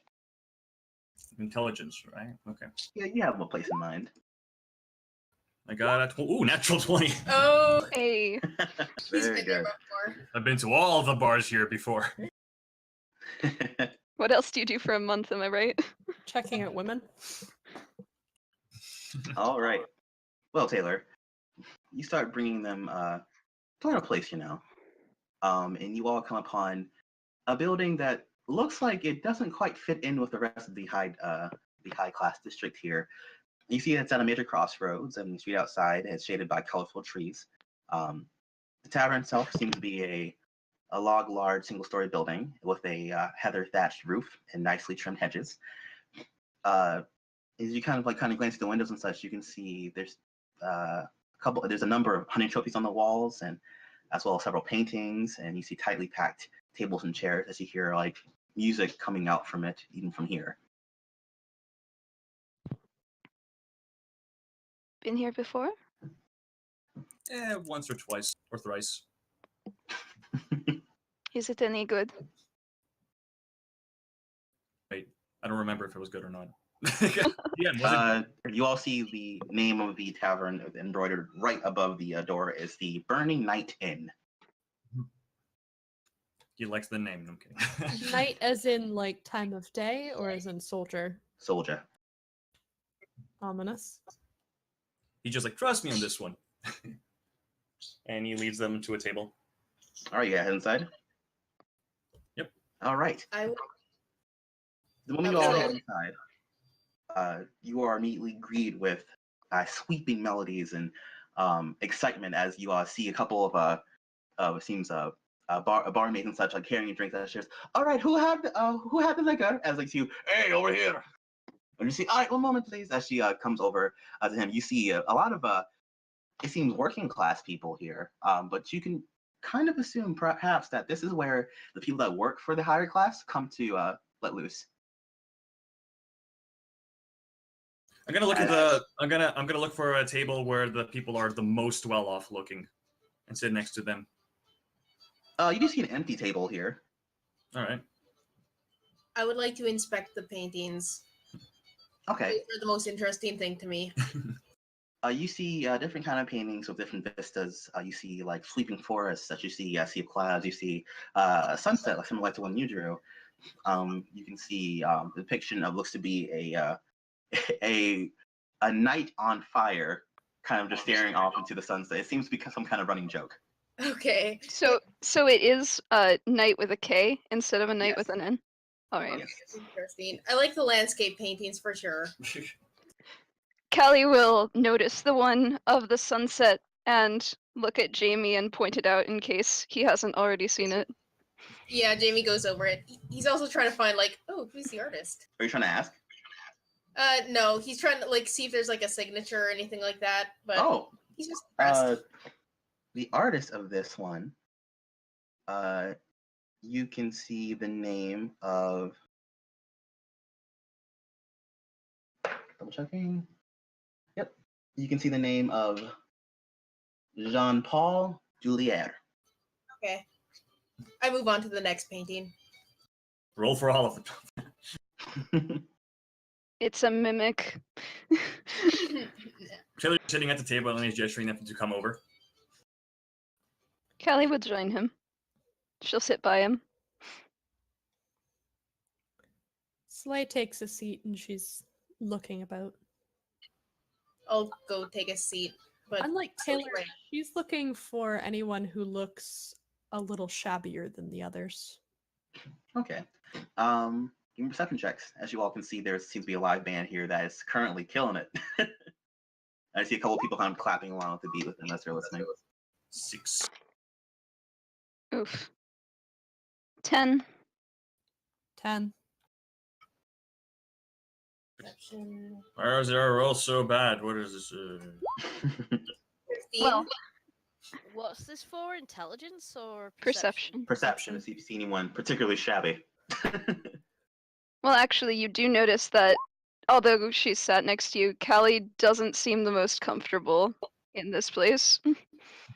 Yeah, same with Jamie. Not comfortable either, but she hides it probably better with the mask. I rolled a 17. Taylor looks totally at home. Soleil doesn't necessarily look uncomfortable, but she's definitely a little bit out of place because she sits very daintily and very properly. Most of you don't really see anyone. You see kind of the sea of not the sea of people, but like the crowded tavern. As you see a couple of drunken working men kind of give the ladies a hey, how you doing? But you don't see anyone particularly shabby that stands out to you, except you, Sayuri. You notice on one of the far end tables at the other end of the bar, you can see it looks to be a man with kind of messy black hair that kind of comes out in these crazy curls. As as everyone else is kind of like clapping along the music and like talking amongst themselves, he seems like he's kind of sitting at his table a little more quietly as he's kind of just pacing the music with his fingertips on the table, but he's not really enjoying it much in the revelry. It seems he's kind of waiting. Yeah, she'll just say, over there, in that corner. She won't point him out physically, but she will just sort of speak. It's like, is that the kind of person you're looking for? Could be. To which, as you're all looking, you immediately see a barman come to you, Taylor. She's, oh, hi, welcome to the Burning Night Inn. Anything you would like?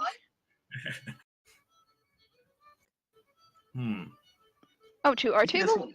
Yeah. Yep. She Oh. this one has like a bit of a more youthful look as she has her hair pulled up into like a messy bun, her dark hair, and then she's just waiting currently for the orders as she's kind of balancing a tray with a couple of drinks already. Taylor's like, go ahead. Cyrus gonna give Taylor a look like, Please don't buy anything too alcoholic. Taylor gives her annoying smirk and just turns back to the waitress and says, one round for all of us. The lightest thing you have, love. We're on business. Lightest thing. All right, you're looking for the feathery flower. Give me a moment. As she runs off. Callie rolls her eyes at that name. He was like, I'll just have water, thanks.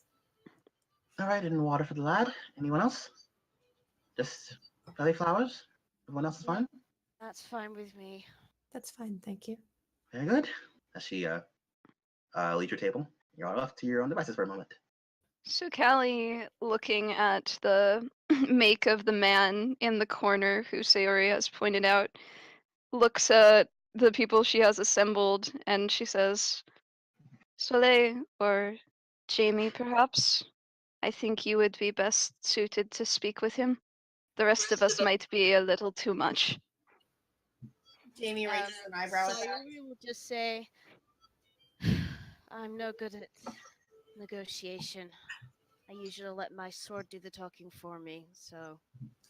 Taylor just responds by saying, you wound me, darling. I'm quite the people person, you know. Jamie's like, Yes, yeah, let's get Taylor to do this. You are quite the people person, but he looks like he's had a long day.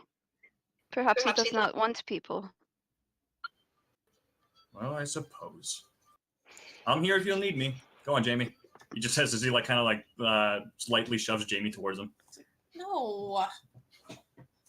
Perhaps it would be better if I attempted. Yeah, let her do it.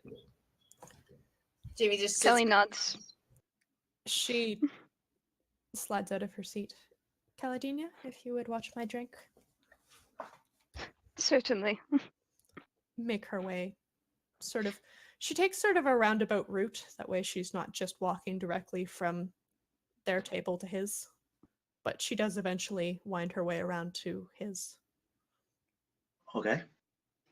And as you come to his vision, you see him kind of blink at you for a second before he kind of sits back.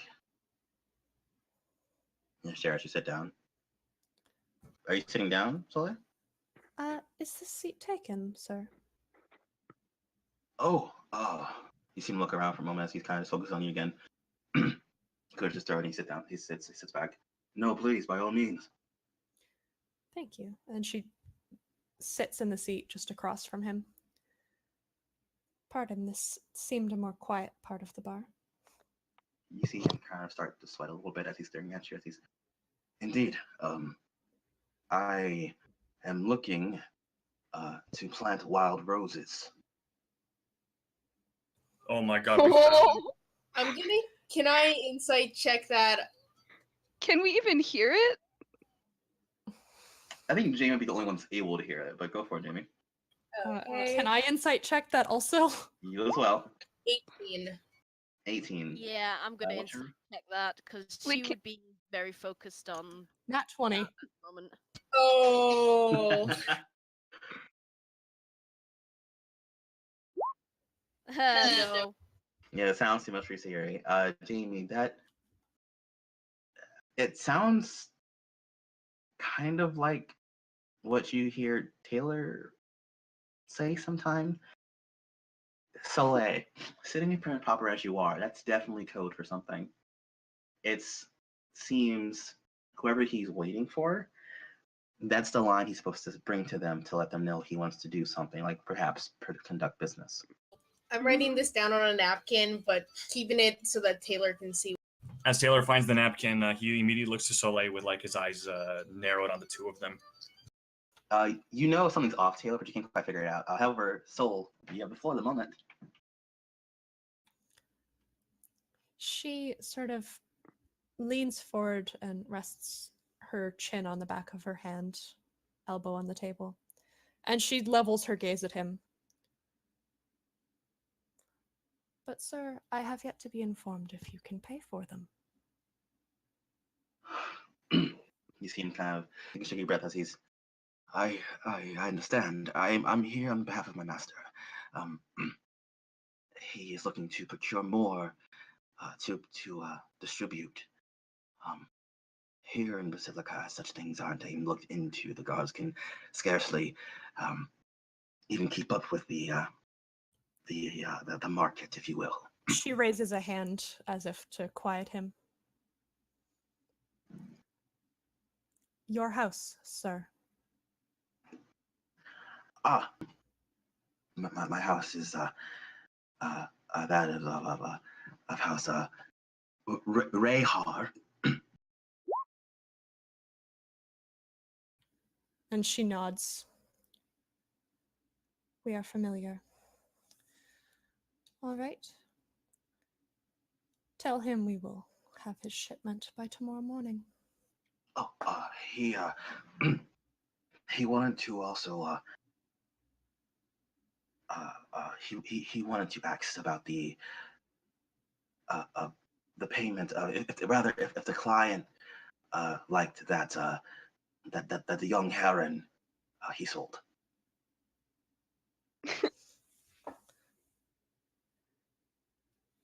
And she sort of gives him a more direct gaze. And it's definitely a more intense look.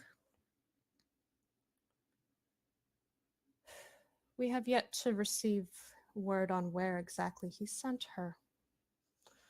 Or rather, where exactly the money has gone. That was sent to he kind of lowered his voice, to the territory of Helheim. Of course. And she sort of gives him a very neutral look. We will be in touch, sir. Your name, mistress. And she just gives him like her vacant gaze kind of turns frosty. And she just keeps looking at him. You see him shrinking to himself as he's, of course, such things are not important for your colleagues and you. She looks warmer. Thank you for your time. And she breezes off through the crowd again. All right, easy enough. Yep. When she's facing away from him and looking at the rest of the table, her expression is stormy. She looks furious. Kelly raises an eyebrow. Taylor doesn't say it quite sarcastically, but kind of like he's catching on. He's like, I take it that went well. Jamie looks at his cliff notes on the napkin. We have information. We have a buyer and where they're sending money and goods. Unfortunately, one of those goods is one of my people. I see. Sayuri doesn't seem to be surprised at this. Like, she heard everything that you said, but you don't know how. That wraps up our end of the business. Do we return to Well- Isaac? He says to Sayuri. It might be best to see if he can... She pauses and is like, well, he did say for us to make our own investigations. I believe that we should look into this house that you've spoken of, says Kelly. I agree. Have you heard of the name? And she repeats it. Have I heard of the name Rehar? Roll me a general intelligence check. See if you have. All right. Probably not. With a 9. You're not familiar with that name. I mean, I'm not even going to bother rolling for Sayuri because I know she won't have. Yeah, Soleil would just not know.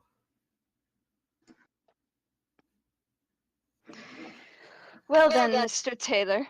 And she looks at him. I think this is a job for you. Oh, good, he says as he takes another sip from his mug. He just wanted to call it a day. He doesn't want to work anymore.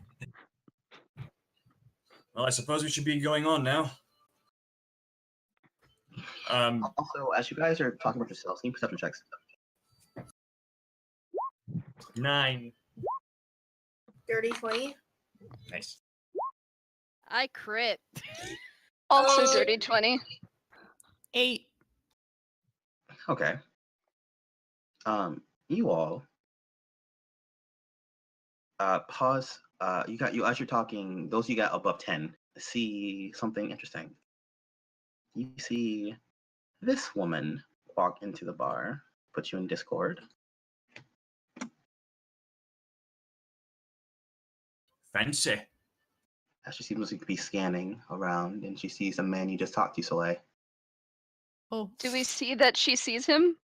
Does she You seem see like her she's making going her way to to that approach? table. Callie will stand up immediately and go to intercept. Okay. Soleil will see her stand up and sort of covertly pull the hood up over her cloak over her head, and All just right. tuck the scarf a little bit higher. All right, Callie, as you immediately get up, as you make your way through people, as you interpose yourself, you see her. Pardon me, I have business. Business. Forgive me, ma'am. You just. Have we met before? You see her kind of look at you oddly. I cannot say we have. Are you sure? I could have sworn that I have seen you recently. Where? Yes. I want to say, in the bustle of this inn, would it be possible for Sayuri to sneak up behind her and knock her out No. without Oh anyone my noticing? Roll a stealth check. Taylor's just like, what are you all doing? Jamie's like, check No, me. no, no. She's not doing it. She's kind of trying to make it as if she's just fainted rather than, oh, I'm knocking her out in public. Just like, oh my, you know what I mean? Mm-hmm. That would still attract a lot of attention. It would, but at least then the man would not know what she's coming here for. Exactly.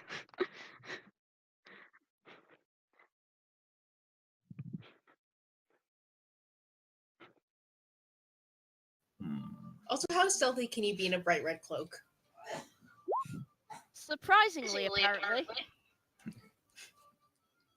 I have an idea. You don't see me in quotes. Yep. I Okay. mean, you can enact it. Callie is stalling.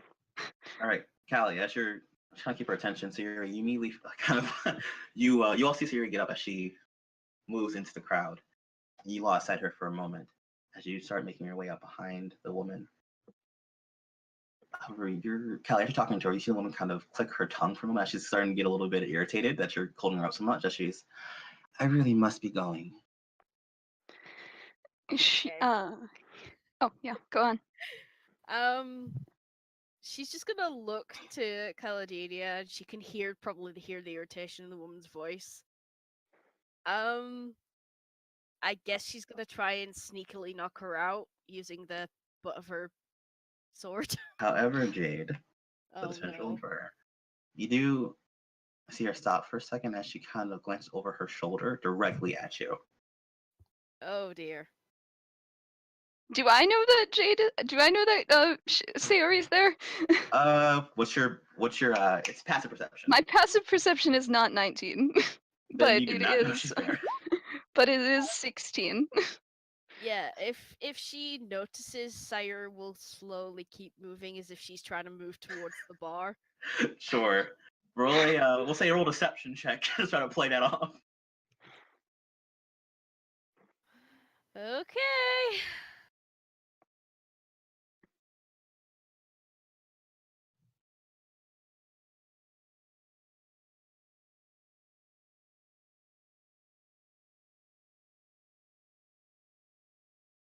The suspense is killing me. Taylor, are you going to do something? I want to, but everybody's already up there, and he has no way to inconspicuously get up there. 21. You know Callie. 21. Even though masked and robed as you are, she looks back at you, you smoothly kind of turn left and start going in the other direction. Come on, Taylor. All right.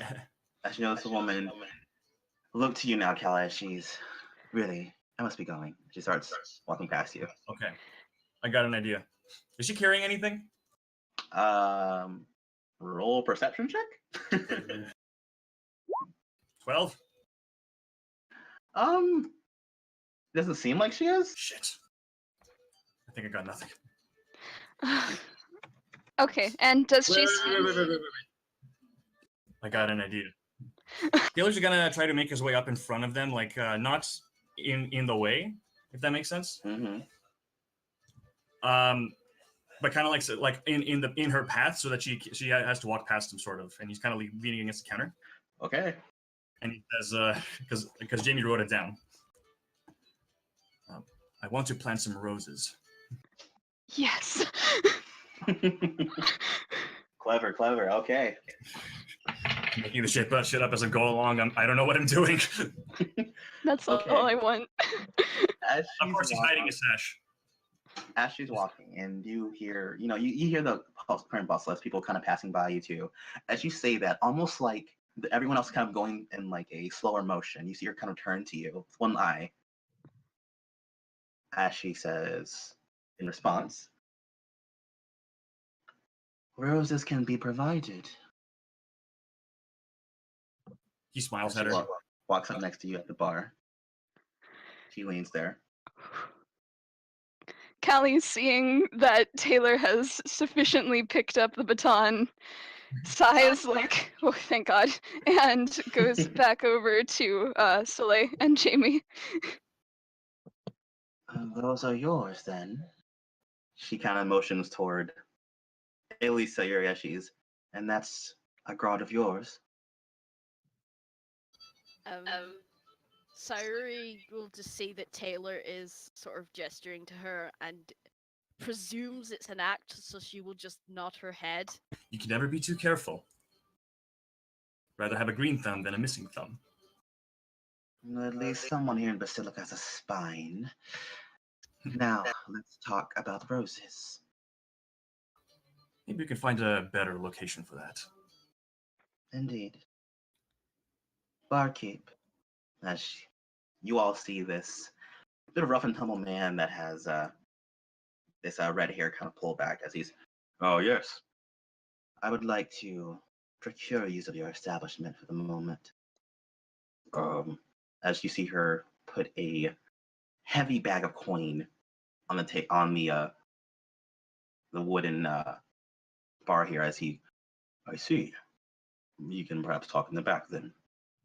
And she's, you have my thanks. As she puts it down and leaves it there as if it's nothing.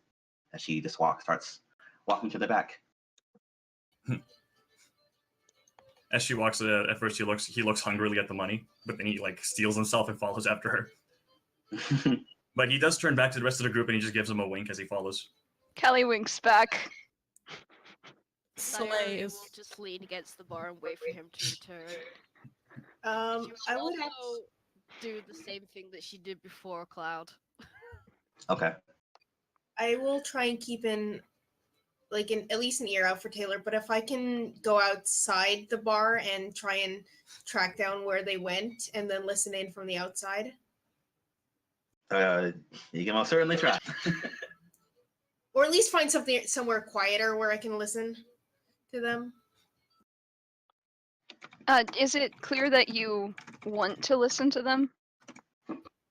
That's your intention? Because Callie will suggest, if that's what you seem to want to do, she'll suggest that there are more tables further back where it's quieter. He was originally going to go outside, but what Jamie would do is he'd be tilting his head just to see as if he's trying to track them down. But then Callie probably interrupts and says, "You're right." He'll make his way over to the back, and he'll close his eyes for a few seconds and try and listen. Are you trying to be stealthy at all? I can roll stealth. Sure. 19. All right, 19.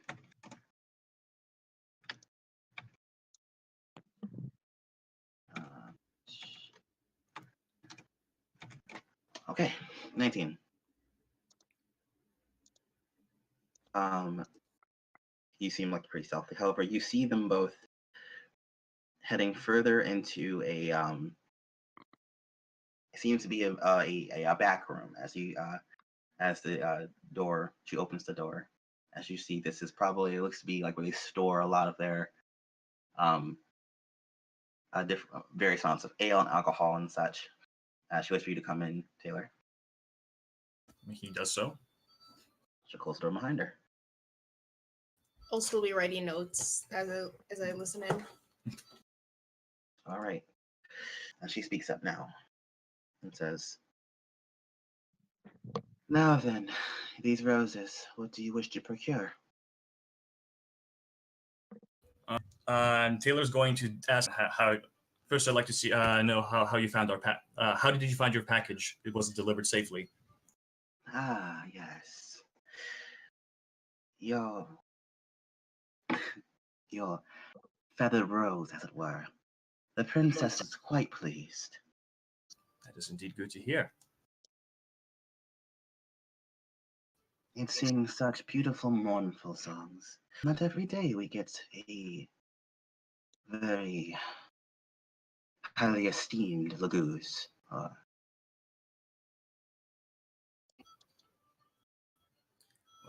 we know where to find the best ones. Indeed, and I would very much like to inquire of our next transaction. I'm all ears. We have a varied assortment. Unfortunately, it seems one of our outposts was raised by the sword of Basilica himself. We have varied roses you can choose from. Go on. We have more Laguz and more of this aquatic variety that has just been discovered, as well as more of the slithering ones. The aquatic ones seem like a fresh market, if you ask me. Very unique indeed. I myself see that as a bit of an investment. I'm sure my master will be pleased. I see. That can be arranged as usual. We will be expecting an exchange. Of course.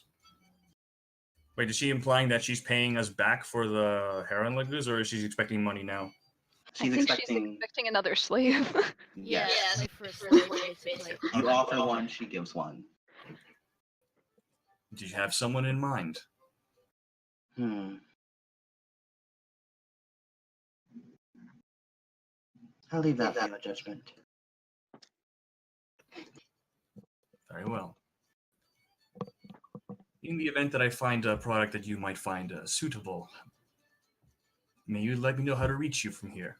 Oh, I'll be staying in this inn for a time. Only a day. You have one day.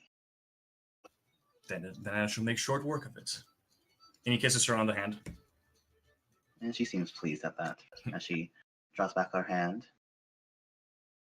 As you see her kind of stroke the underside of your chin as she says, "My, you are a cute one. I wish we had time, but alas, I have places to be." Maybe next time. She smirks at that. Well, after you. I insist. Ladies first. Such a gentleman. As she opens the door and leaves it open as she leaves. He waits for her to walk out before regrouping, like out of the inn or the area. Okay. You see her kind of exchange talk with the barkeep here as he slides her a key, and you see her disappear upstairs. You keep track of if you can see which room she went into. You wanna follow her? You can.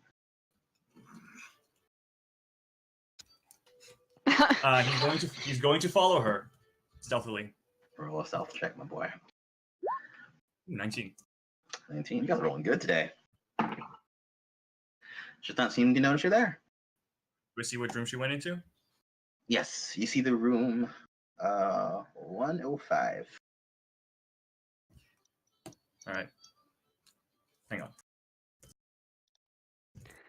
on. General question. Did the previous guy, did he leave the one at the back table? He seems to have, like, he's nursing a drink at the moment as he seems to be thinking. But hasn't left yet, no. Okay. With that, Taylor's going to make his way out of the bar. Like, he gives a glance to the rest of his teammates in case they plan to follow him, but he's not going to stick around while she's here. Sayuri, Sayuri, where are you? Sayuri's just gonna follow him just so he's not on his own. Is there a potted plant near me? Is there a potted plant near you? Yes. Yes. Soleil puts her dues for the drink on the table and dumps the remainder into the plant. Walks out.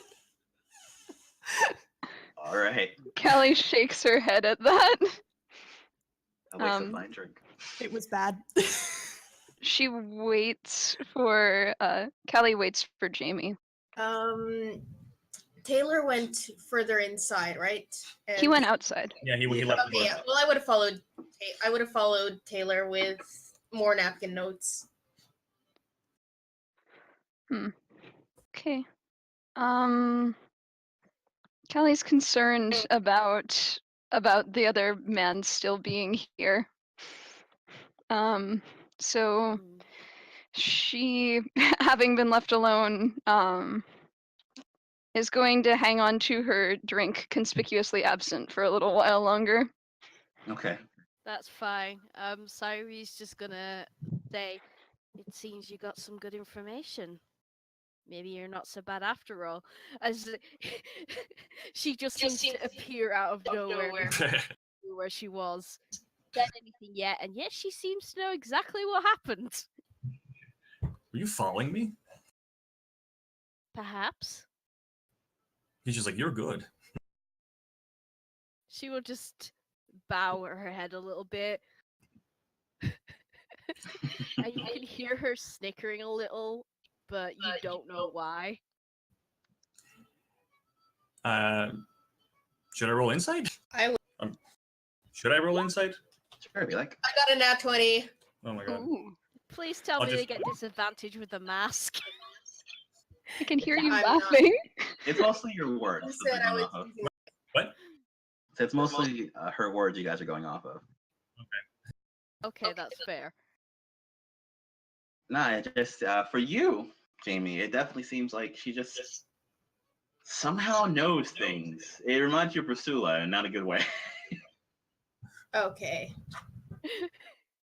I'll raise an eyebrow at that. Taylor just goes on to explain that the buyer currently is looking for an aquatic type of laguz, or rather, that's how Taylor arranged it. In the meantime, because of convenience and trying to seem like a savvy businessman at the time, he goes on to explain that the lady is waiting in room 105 and is expecting another slave for trade, for them to find for her. He's not sure what she means by something suitable. Presumably something with a high status, or many talents.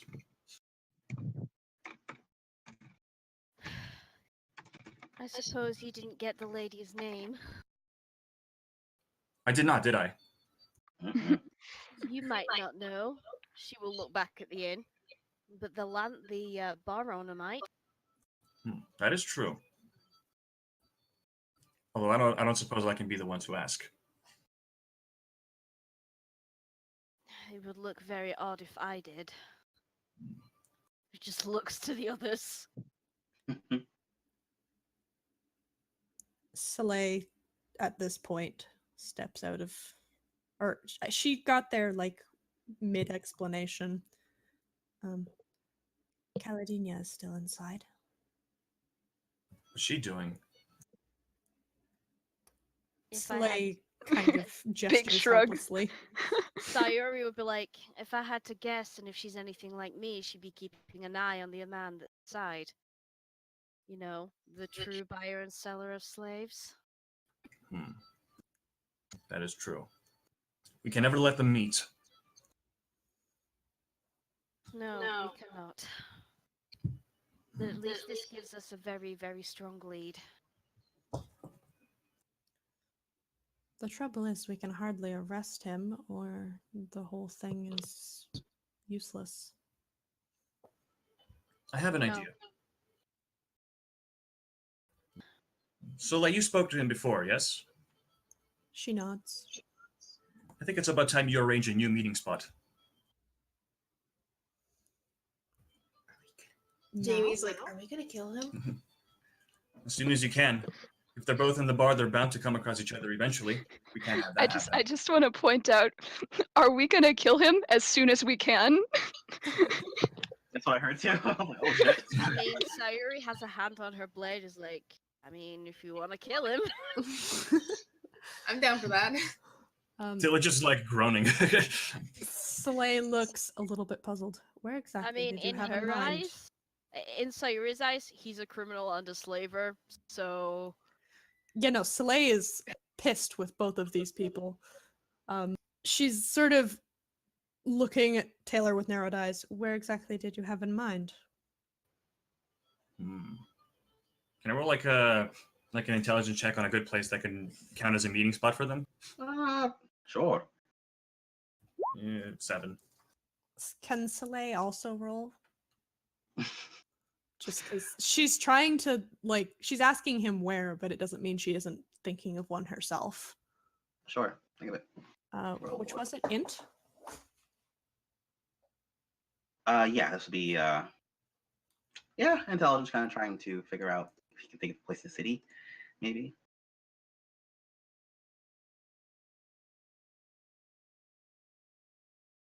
well, we're trying to figure out a new meeting place for you guys. 19. Damn. 19. You have an idea of the place, Soleil. You know that outside of the city, there are a number of hamlets, but you know particularly that there is that evergreen forest nearby. Perhaps somewhere there is out of the way and inconspicuous. If a body just so happened to turn up there. I meant Oh, to we're read- going the body route. Jeez. Oh, I thought we were just looking for a different negotiation area. Oh, well, also good for talking. The forest is good for talking. And bodies. You know, there's also Talking bodies? a number of inns and shops in the lower district as well. That where there are more people at, and it's a little less, you know. I mean, she doesn't say it, but you get the feeling that Sayuri is all for interrogating this guy and then killing him once they have everything they have from him. But it's up to you guys, majority rules and all that. I mean, that's actually a not bad idea. I mean, Taylor will just say, you do realize if he's killed, his master's going to be suspicious. Yes, there is that. We have to take off the head before we cut off the tail. he Agreed. appears to be a servant of the noble house. They replace servants like dinner plates, essentially. That is Just true, silverware. but still, they might get worried or suspicious that they've been caught. Taylor has She- a point. She sort of gives you an odd look. I meant more that he's not necessarily as complicit as he appears. That's also entirely possible, he says kind of irritatedly.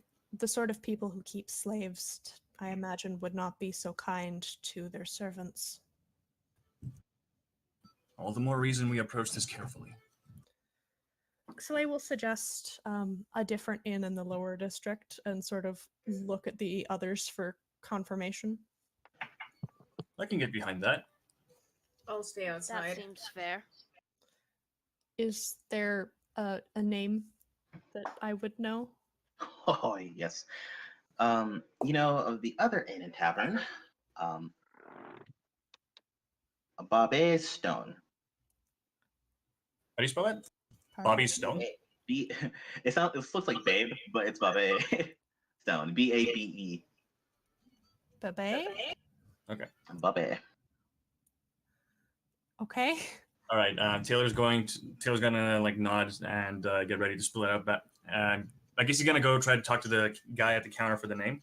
You come back inside and you approach the man at the front. You know as Olivia. That is his name, yes. As he sees you, he's Taylor, right? Yes. What can I help you with? He points to the woman that walked by up the stairs. He's like, I'd like to know the name of that person. We got along quite well. I mean, you're welcome to go up after if you like. I'd like to make the best first impression. I hate to make it seem like I forgot her name after all. But you're asking me for her name. It seems like you spoke before, so I assume you would know. Well, persuasion check. Actually, deception. A 7. You see him kind of like give you a bit of a wry look as he's. I'm sorry, lad. I'm about to build on this one. He just kind of like groans. He's like, come on, man. I can't go up there and say I forgot her name. Hey, tell you what I find is pretty helpful if you say, hey, or like you, or, avoid the names. Kind of go a little more with the scripters, He just groans like, oh, that's kid stuff. Hey. All right. You usually say so. But remember, if I embarrass myself, it's entirely on you. I'll bear it best I can. Let's go back to cleaning a glass. And I guess he's going to go upstairs after her. Okay. Does Callie see that? Also, while they've been outside discussing and making plans, she has been studying this guy very intently to try and figure out anything she can about him, whether there's any signs of think of like Sherlock Holmesing him, basically. Yeah, She's gotcha, just like been the taking the equations. 10 minutes, like everything that she can determine. Like you have like the equations in your vision and stuff. Uh-huh. Cloud, All right, as you're looking at him for particular things, give me a perception check. Yes.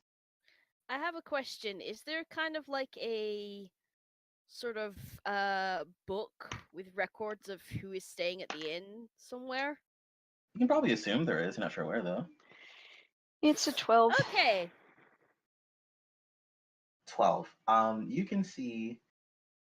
The man seems a bit haggard. He doesn't have like the usual glow of the common folk here. He seems a little more emaciated. Just from first glance, really. That's all I got from 10 minutes. Well, your rolls are what, 10 or something? I got a 12. Yes. 12.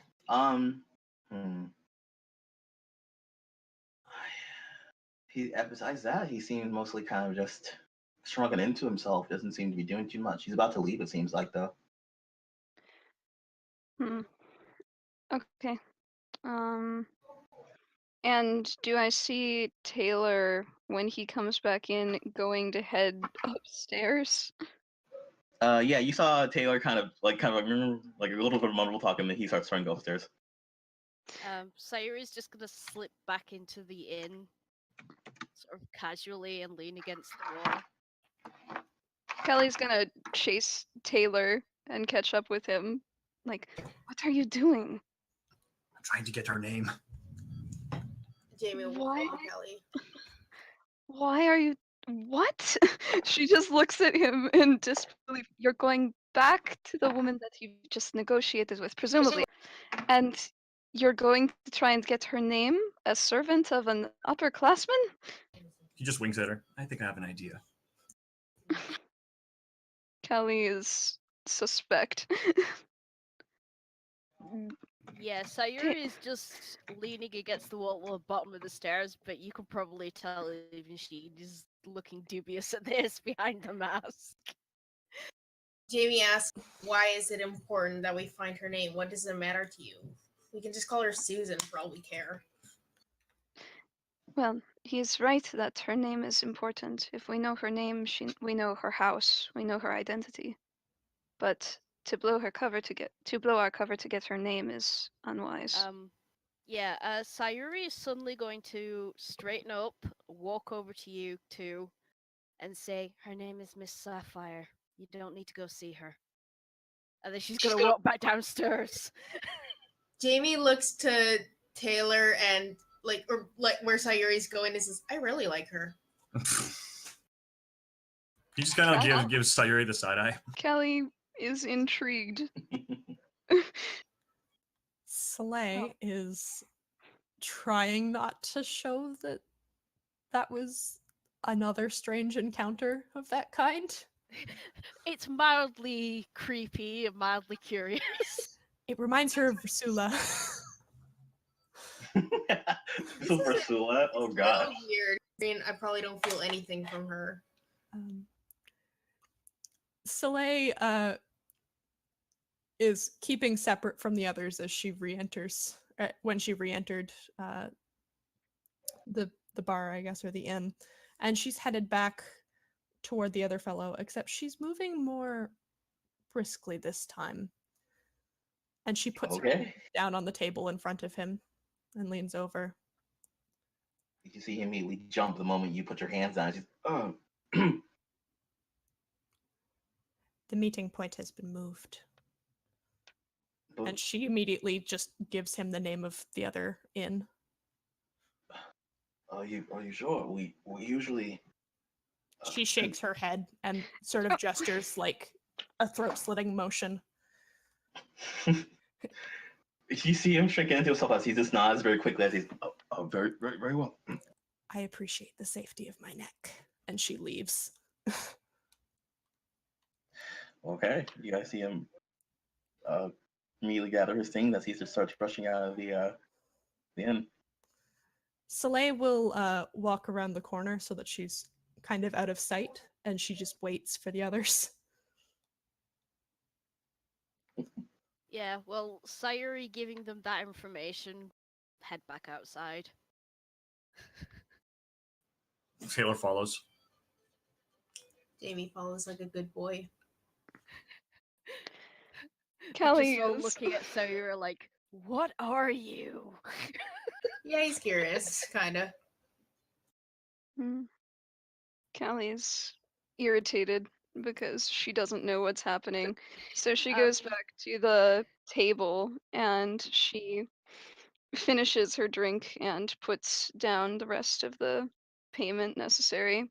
And Okay, then we'll leave. this is a personal thing for me, but anyone around Sayuri, can you do a perception check for me, please? I will. We got a 17. I got an 8. Okay, Taylor can definitely hear her mumbling to herself in a language that you don't understand. 8. Yeah. You two have no idea, but he definitely knows that she's not speaking the language of this land. And it's very weird.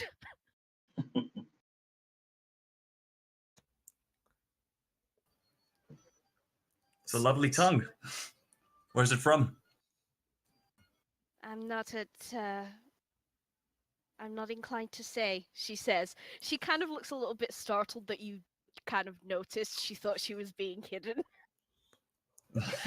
Being subtle about it. Sure. Soleil gestures from the corner of the building. Sort of like Okay. to have them come closer. I guess they I'll follow. probably be out at this point. Yeah, they're probably all outside. Yeah.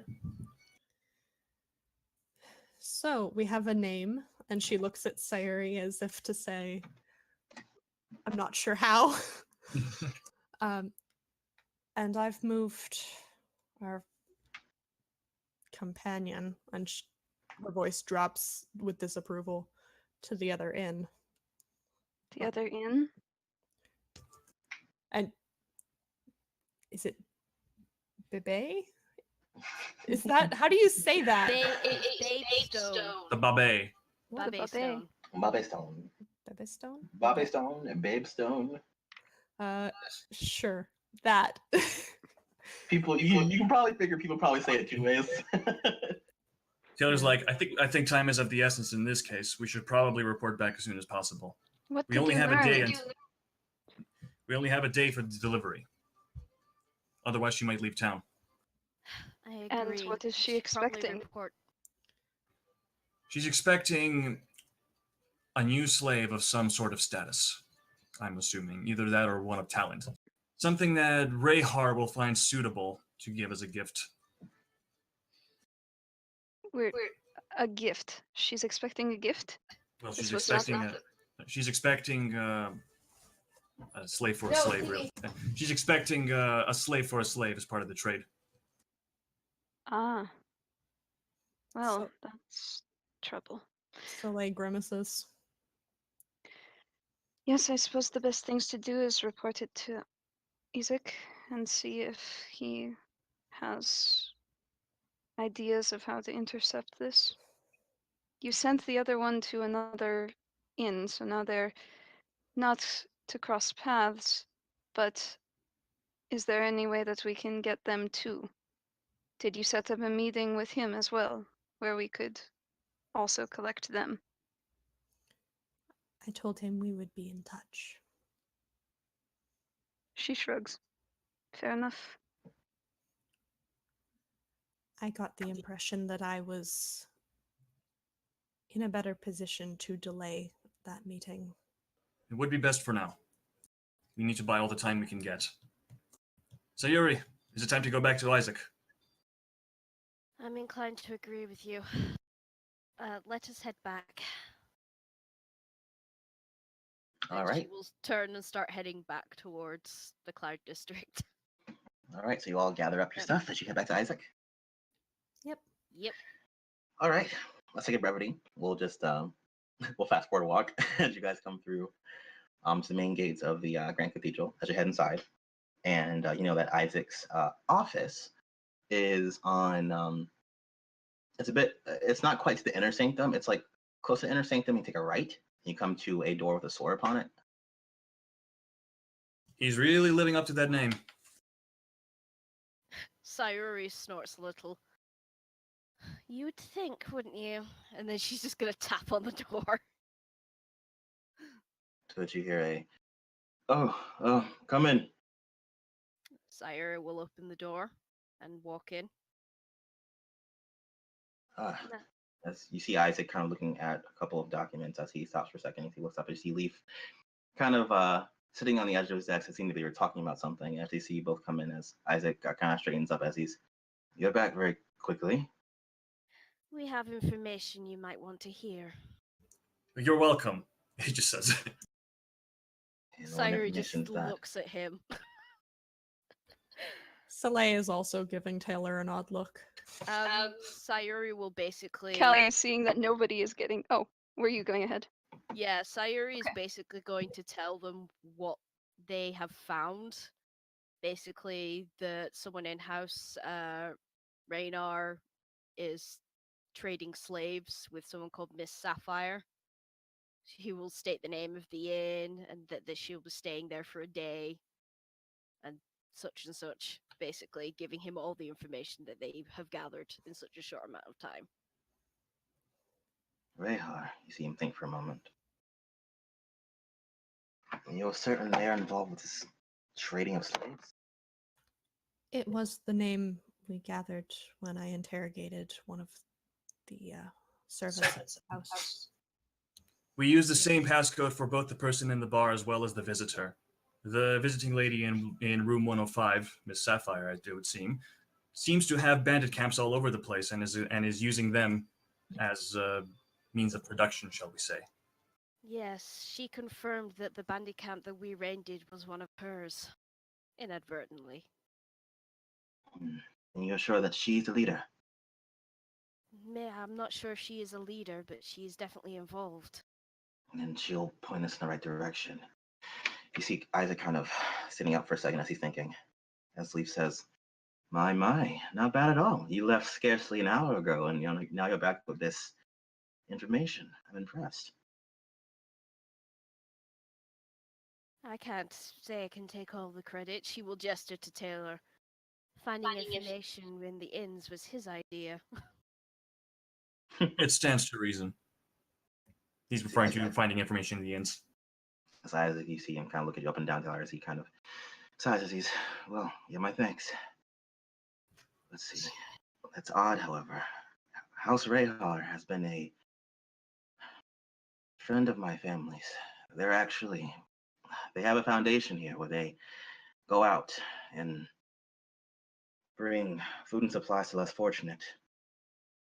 It might be a cover, though. Could be a cover or could be a branch that they're not aware of. A loose thread, if you will. I'll have to investigate this. Do me a favor, then. Go to the House Rayhar estate. Speak with their Their not founder. Speak with their head. See what you can learn.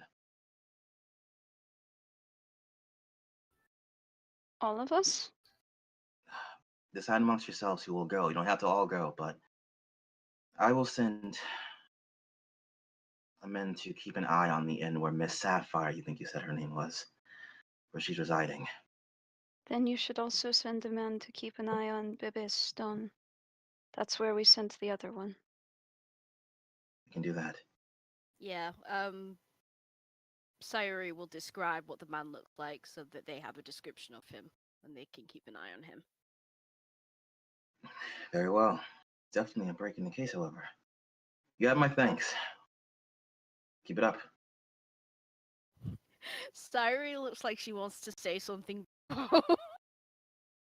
Like, you want to thank me, get up on bloody time. She doesn't say that. She will just nod her head. All right. I see Isaac nod to you all as you're dismissed. When are we expected to go find this head of House Rehar? Well, you said yourself that the lady's going to try to leave in a day, so perhaps So today. now then. Yes. Very well. And Kelly will turn and head out. Sayuri will pause and say, how are you so sure that he will be willing to meet us? If I send you, you'll have no choice. Consider it a divine decree. He kind of gives you like a knowing smile.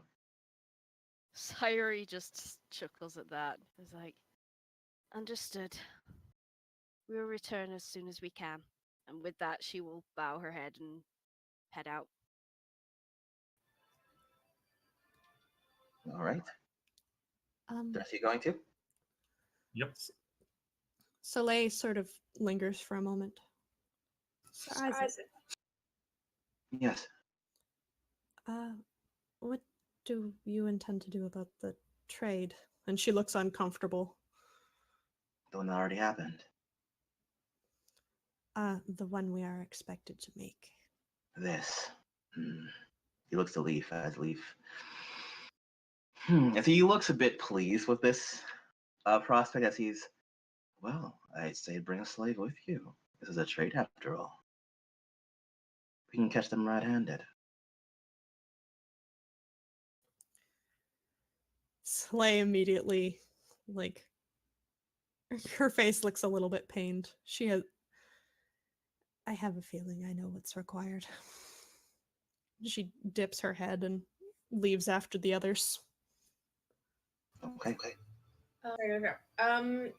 Wait, the two bandits from my prelude and Taylor's clothing when I met up with him, as well as any like bandit information. Can I roll an intelligence check to determine that those are one and the same?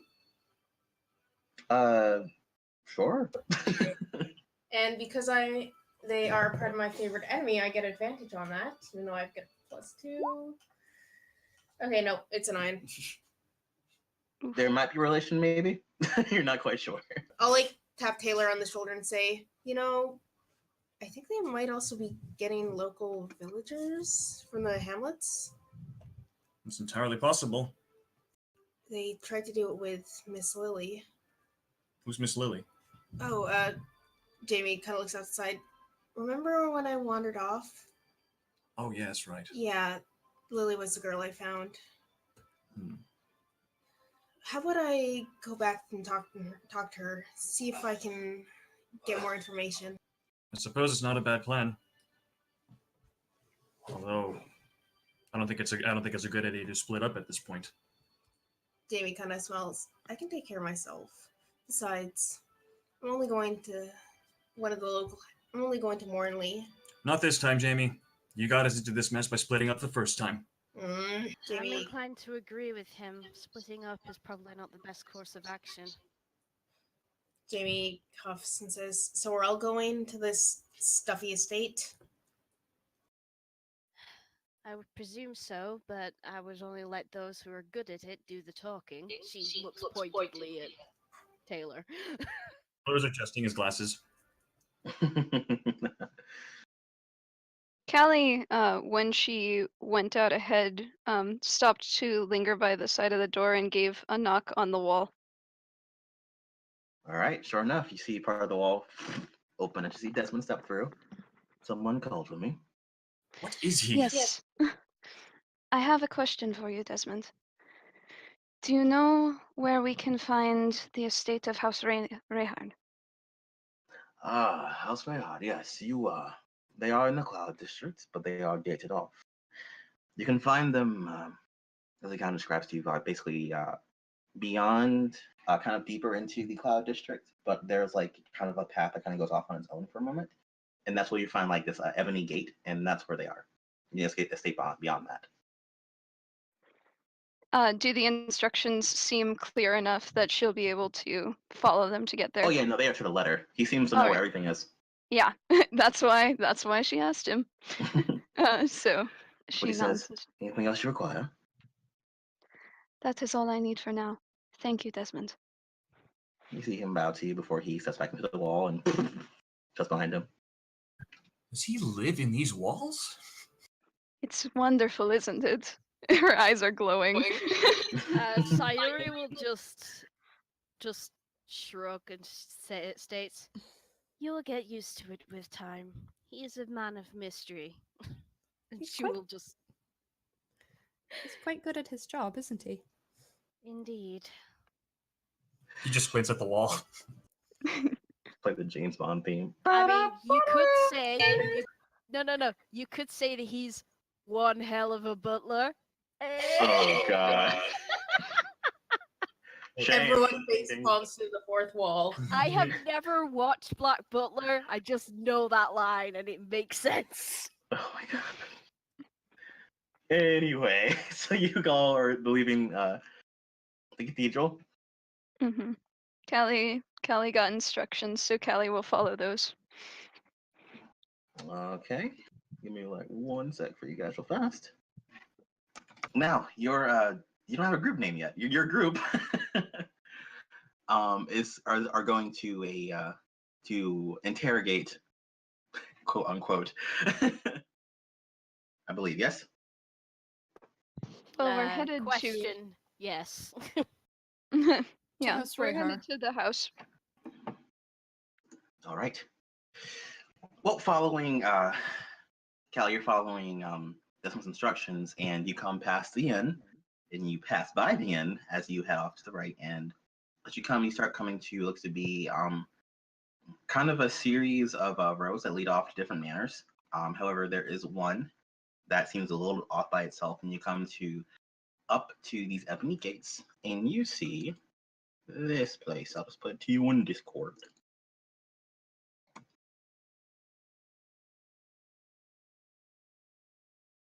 Well, okay. Pretty. Taylor's just looking at all the entry points. There are lots of windows, Taylor. There are which not you entry do- points, but exits waiting to happen. You do see a few guards here that are wearing different colors than the city guard, as their hope.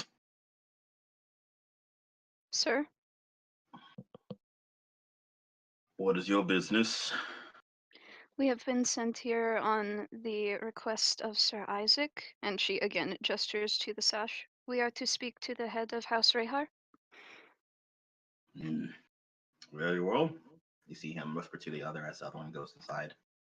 And you wait about a good 10 minutes or so before he does eventually come back, as he says, "The Lord of the house will see you."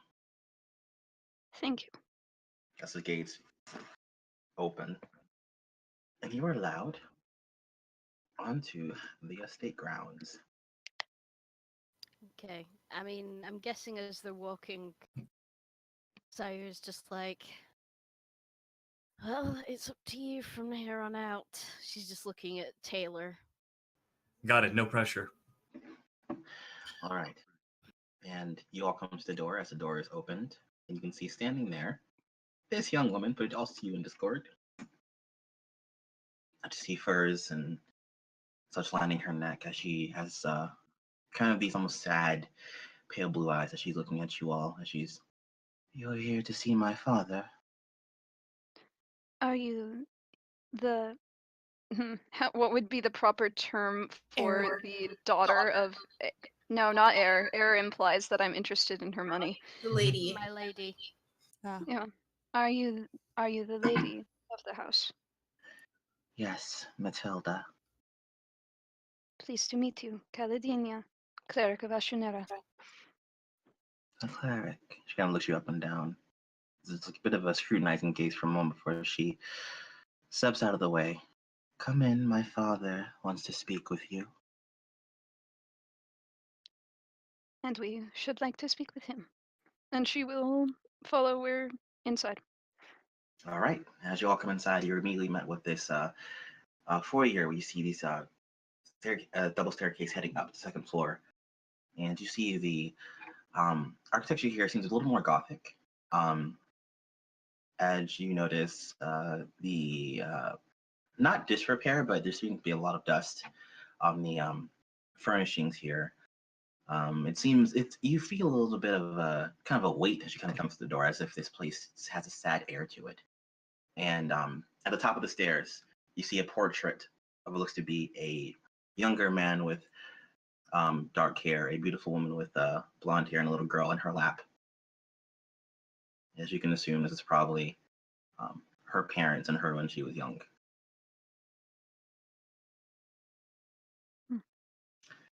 But with that, she starts leading you further in as she takes up the staircase. As she comes to the left towards a large oak door. As she pushes it open, she says, "Father, Isaac's messengers are here." To which you see this man turn as you see him standing looking out of the window. Kind of, you assume he probably saw you approaching. But you see this fella.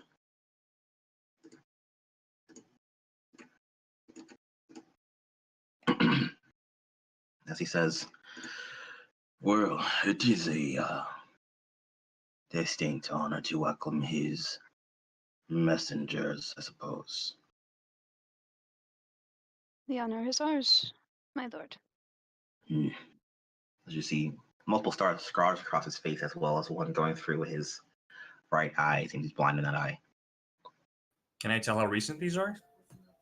Roll an intelligence check. 12.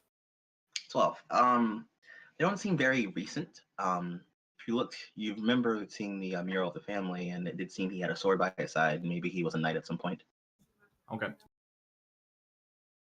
But you see him sit as he regards you well as his daughter comes to stand by him.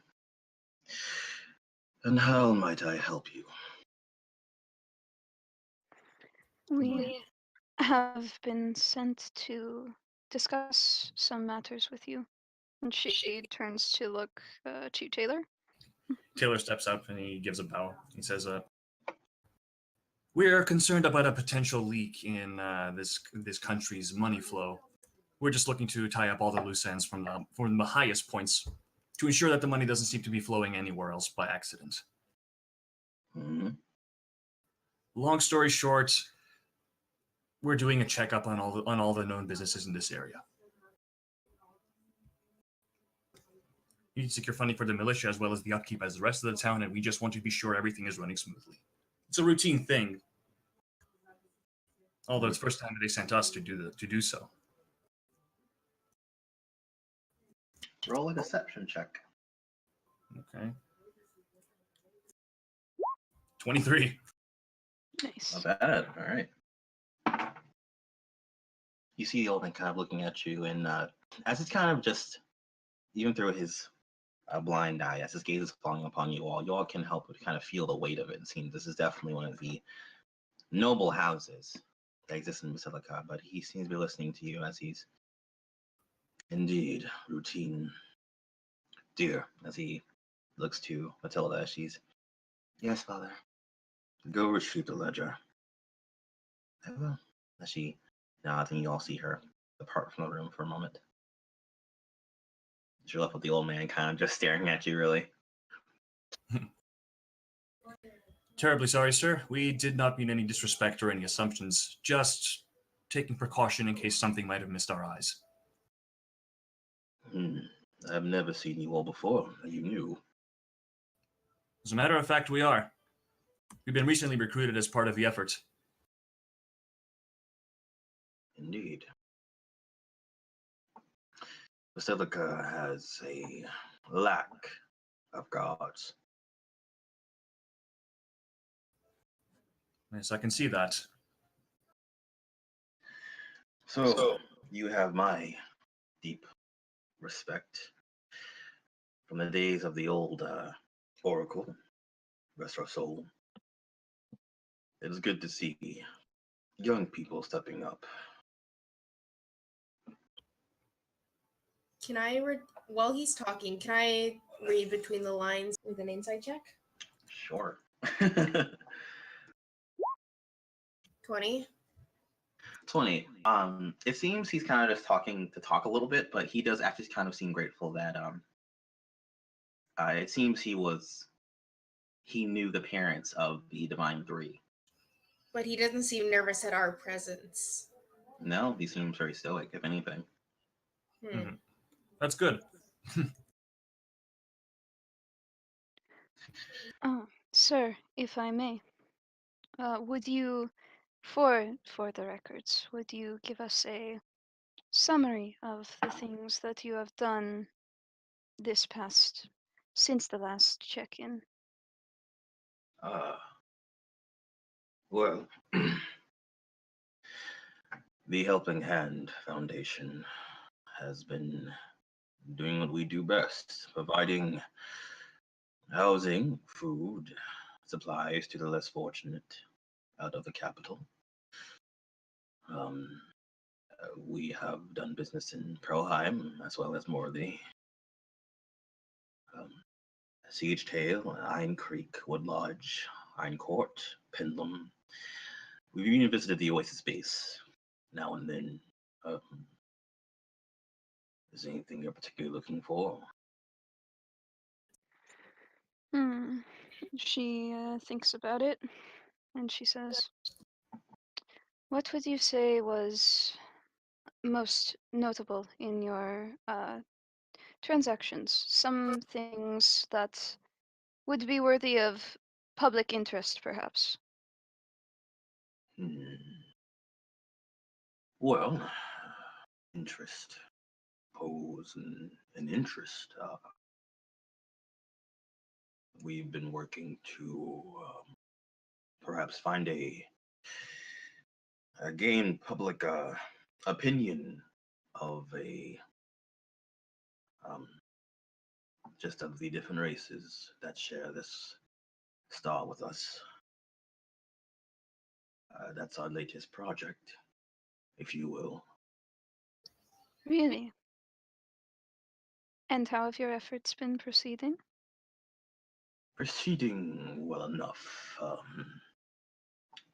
Most have been risen and raised to believe we are Arasnera's children. Thus, none seem to discriminate against those who are not of the Bjork persuasion.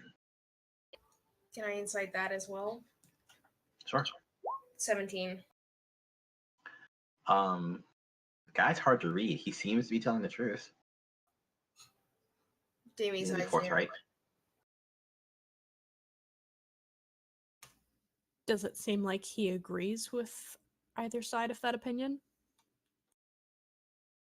Are you just trying to tell with him? No, this is me asking you. Insight him. Okay. Yeah, Sayuri's gonna incite him as well. All these rolls. Me as well. I got a 20. A nat 20 or 30-20? No, just dirty 20. Okay. Yeah, Soleil got a 6. She has no idea. Checks out, Soleil. That should be 22 actually. I have a +4, not a +2 now. I forgot. My bad. All right. Looking at him, again, this guy's hard to read. He seems genuine, and as far as his opinion on Lagoos and other peoples who are not Bjork, he seems to not really have an opinion one or the other. It just seems he's doing good work. What have been your recent efforts with the Lagoos? Who have you been working with? Well, I met with two recently, a very broad and surprisingly docile man, Mordecai, and a rather spirited young woman, Lethe. I believe she threatened my life no more than 10 times in her visit. Callie chuckles at that and she says, "Ah, I am acquainted with that pair." Then you know about their desire to look for a place for Lagrus to settle once more in Gloria. Indeed. It's a noble goal, and I think one that the Helping Hand Foundation could very much assist them with. That is very Okay. admirable indeed. I'm sure they would be most grateful. Did you make any progress with negotiations? Hold on. You're saying he made any progress? Mm-hmm. Well, he seemed kind of stroke his mutton chops. He seemed tappish in for a moment as he's. Well, we have also been in talk with the Tangel, Tangul. It seems there is a blood feud of sorts between Laguz and Tangul, unfortunately. But we are trying to mediate and see if there can be some kind of common ground found. So far, the woman Lethe was very express in desiring not to share the land with Tangul, but seems whatever grudge they have against them runs quite deep. Mm. Player question, what's Tangul? Ooh, this is fun. You roll me an intelligence check with advantage. Whoa, do you mean the Tagul? Tegel, yeah. The Tagwell. It's actually There- Tagwell. Yeah, there's no Tagwell N in was there. Yeah. While this is Assuming he's an going old on, man. while this is going on, does Okay. Taylor notice anything out of the ordinary happening, like in the background? Some people that he doesn't recognize passing by or something. Roll perception check. Okay. Dirty 20 on the intelligence check. Nothing.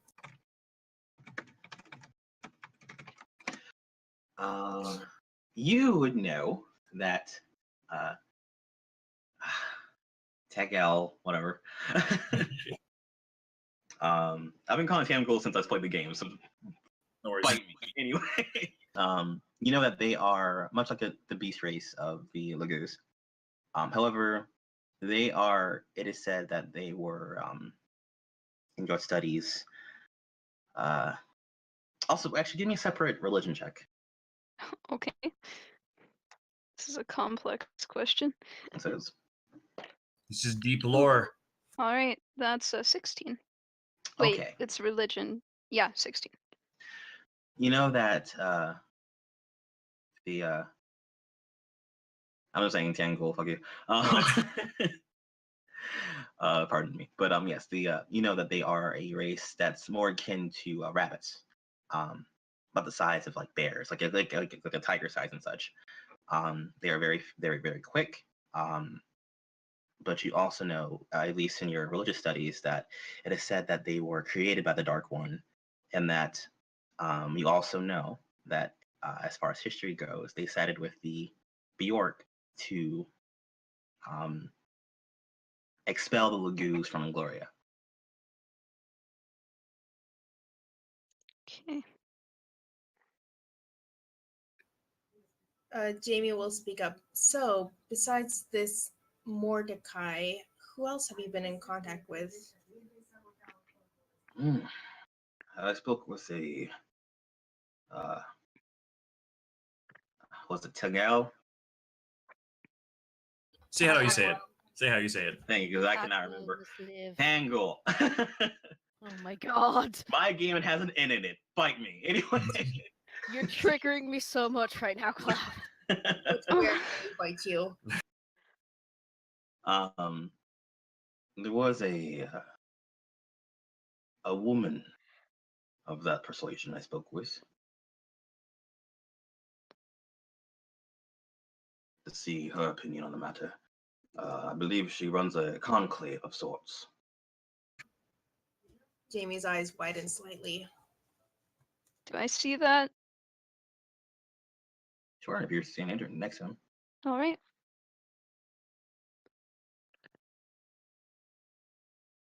That's all. Okay. She's not gonna address that right now in front of this person. Well, the Helping Hand Foundation is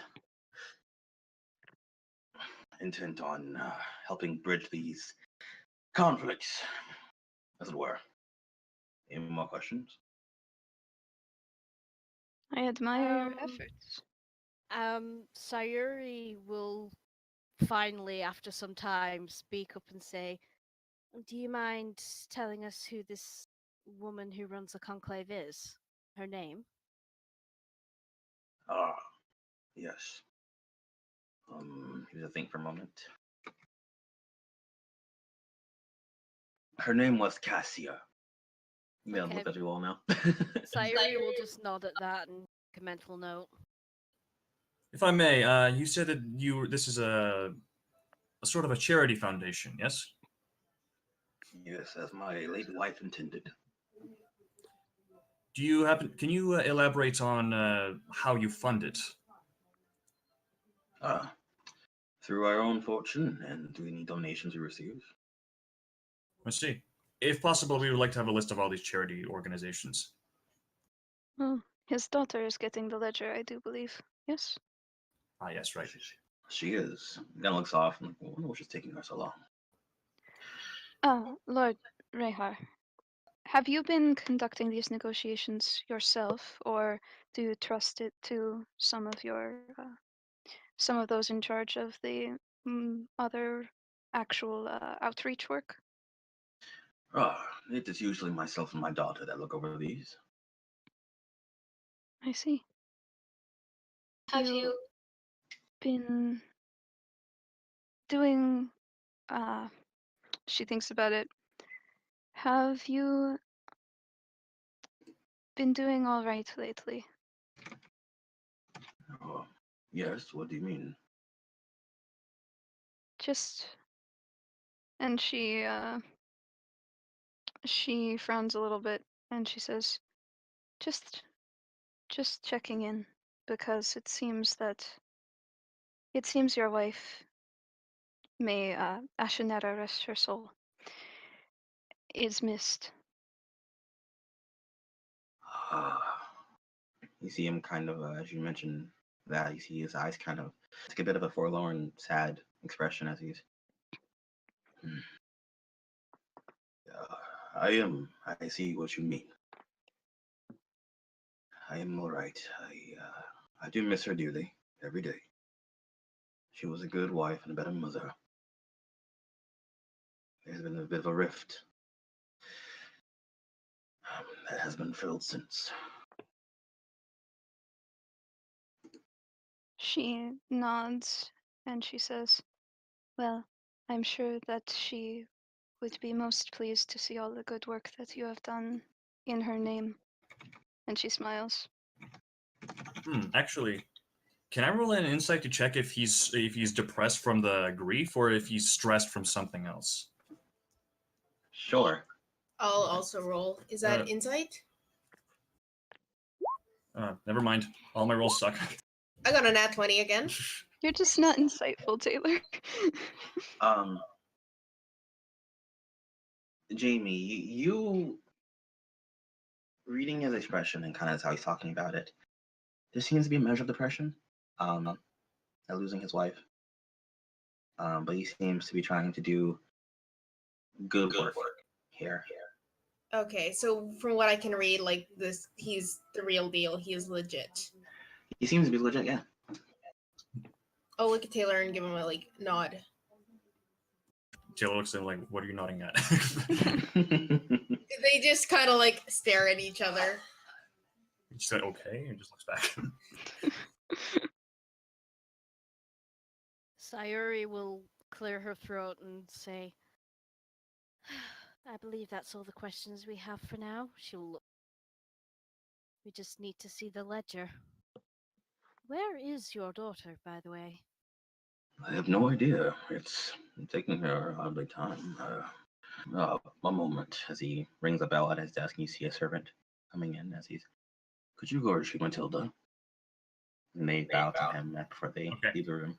As he does that, Taylor's going to slightly jitter his right arm, and a spider's going to come out and follow after the servant. Okay. Does Kelly see that? Roll a sleight of hand real fast, Taylor. Me? Okay. Yes. 14. What's everyone's perception? Passive perceptions. 16. You catch it, Callie. 15. Mine's 14, so I just see it. Jeez. Yeah. 14. You guys just see it. Do you want to describe the spider? It's trying to be as inconspicuous as possible, but it does across the middle have like a red, like a dark red line, which kind of looks a little bit like an eye, which spreads out into what looks like a spider web. Do I recognize this kind of spider? You've never seen a spider like that before. I'm pretty sure at one point Jamie would have learned that Taylor can do this. Nope, you actually would not know that. Does new. Soleil recognize this mysterious spider? Me either. Sayuri just looks at him, but says nothing. Not wanting to draw attention to it because she gets the feeling he's doing this for a reason. All right. Well, the spider does drop to the ground as it begins skittering after the servant. I'm asking you to follow the butler and to report any suspicious behavior that it finds. Okay. That's for you for future reference. Okay. All right. Do you want him to just stay on the floor? Crawl along the walls as much as possible, unless it goes outside. Spider goes skittering after the servant. Has it been like an unreasonably long amount of time? Since talking to him, it's been about maybe 10 minutes or so. Yeah, that's suspect. Yeah, Sayuri's not gonna say anything, but it's obvious that she knows something you don't. She will just very quietly whisper, I don't think he's the suspect. I think it's his daughter. To who? To Taylor. That does seem possible. Callie's certain of that, not that she heard. Then Sayuri is going to say something rather odd, saying, it's even more suspect when you find out that right at this moment she's talking with a mysterious figure. How do you know this? I have my ways. And a few friends that no one can see. Interesting. Okay, you're gonna follow after Sayuri if she leads them away, I guess. Sayuri suddenly tenses and says, she's getting in a carriage. Then we must follow after her. I already have somebody on it. You Once really we get are a the woman. ledger, we should leave. Yeah, she'll just whisper, once we get the we should leave. All right.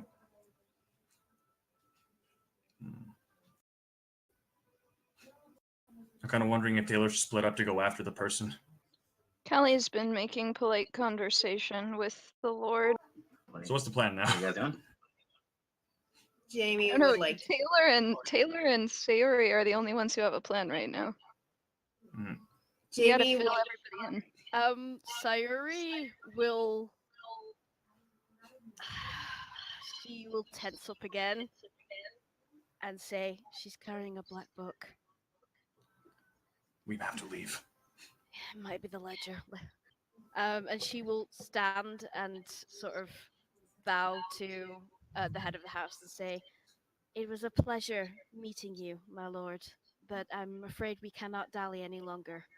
Taylor bows as well, and he says, I hope you don't mind us wasting your time, but we have other places to attend to. If you can deliver your ledger anytime soon, we'd be most grateful. Oh, very well. Where shall I send it? My daughter will be right back. To the Ivory Cathedral, if you can. Specifically to Isaac. It's he that will want to see the ledger. Very well.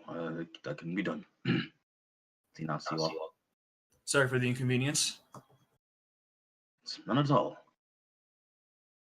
Yep. Sayuri will bow again, and I guess they will head out. And Sayuri will be resisting the urge to run, and she just does a brisk walk instead. Okay. I will follow Sayuri. Once they are out of the like earshot, she will say, I think the daughter's the one that's involved. She's carrying a black book, which is probably the ledger, and she's getting into a carriage. We have to go and follow her. Right. Strongly What do lead. you mean? What do you mean? How do you know? Let's just say I have eyes elsewhere. Callie shakes her head and then gestures, a little bit irritated. For Sayuri to go ahead. Let's go. And she will start heading out. Okay. You also are heading out at a normal pace, or are you done? I say brisk. Yeah, brisk. Definitely Yeah, brisk. Sayuri is quiet, but you get the sense that she's communicating with somebody. In just the way that she is sort of cocking her head to one side and the way she's moving. How fast are they going? They went in a carriage, so I presume they're trying to make her move fast. Does anyone have means of contacting the guards down there to ensure that they don't leave? I can fly ahead. We have the authority. She will gesture to the sash. If we ask, they may mobilize. We just need the speed. If you are fastest, she says, looking at Soleil. Well, they cannot cross through buildings. They'll have to take the road, wherever it leads them. Which gate do they want closed? At gates to outside the city, I'm presuming.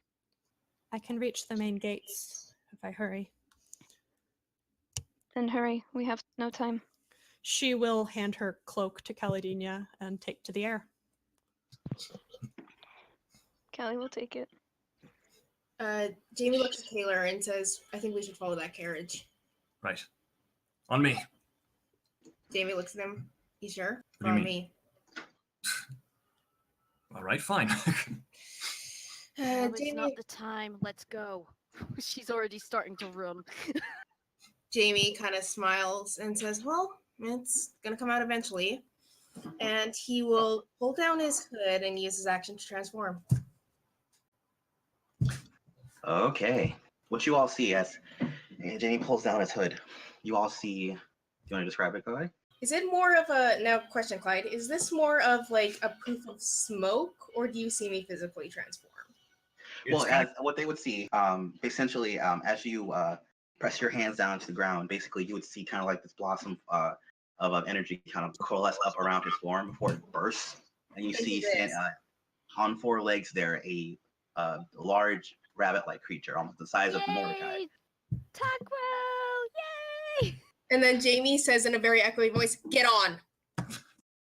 Sayuri will stop, look at him. I see. And then she will just do as he asks. I can carry like one person. Oh, okay. It's fine. How many- Taylor can run really fast, actually. And I will go whoosh.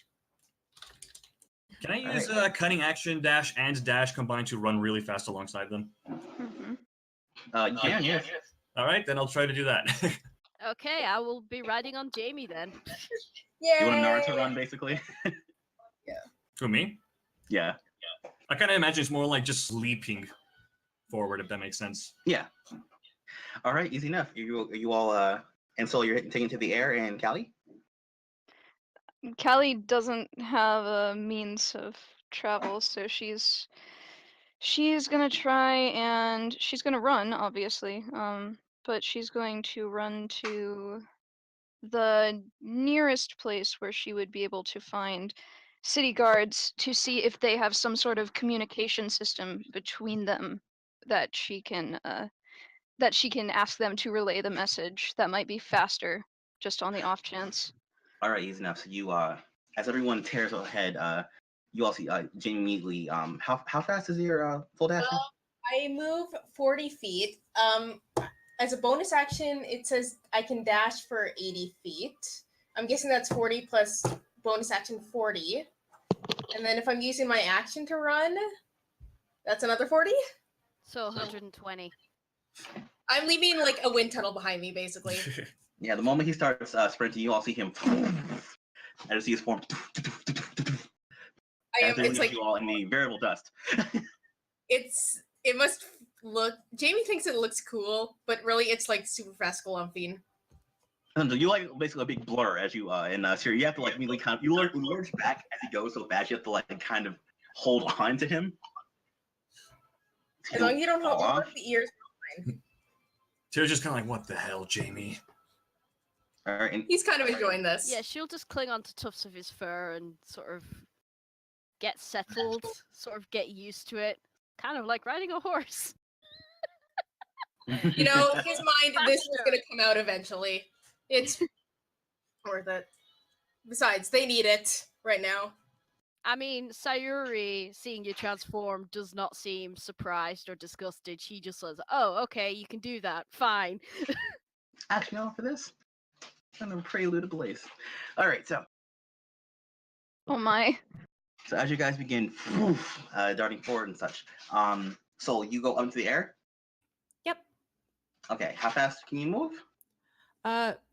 In flight base speed 30, but she will be like pushing it. So she'd be sprinting, wouldn't she? Yeah. So that would be 60 because it's doubled then, right? Yeah. Okay. All right, so you're going full 60. All right, as you all, as you take into the sky, as you begin to fold your wings, begin to dive kind of over the ridge down to the lower quarter. Jamie, you are ahead of her as you are running, as you are going in between people, as you're seeing people as they're kind of walking on their day, see you, and you like, oh, I think I'm jumping out of the way as you pass them. It's hard to tell if they're more alarmed at the tagwell or the scary ass person riding on top of it. Sayuri, your class is now Tagel Rider. I am fine with this. I will give you, if I could give you a high five over the internet, I would. High Here you five. go. Yay! Towards Taylor, you sprint after them as well, and surprisingly are able to more or less keep up as you are making your way also to the lower quarter as repeater. However, Callie, you sprinting after them, but you stop for a moment to go turn to two guards as they kind of you see the guards immediately kind of look where they're standing. They're kind of just keeping guard as there is a huge shadow, then an overhead shadow, then a man run past them, and then you're coming up to them. Yep.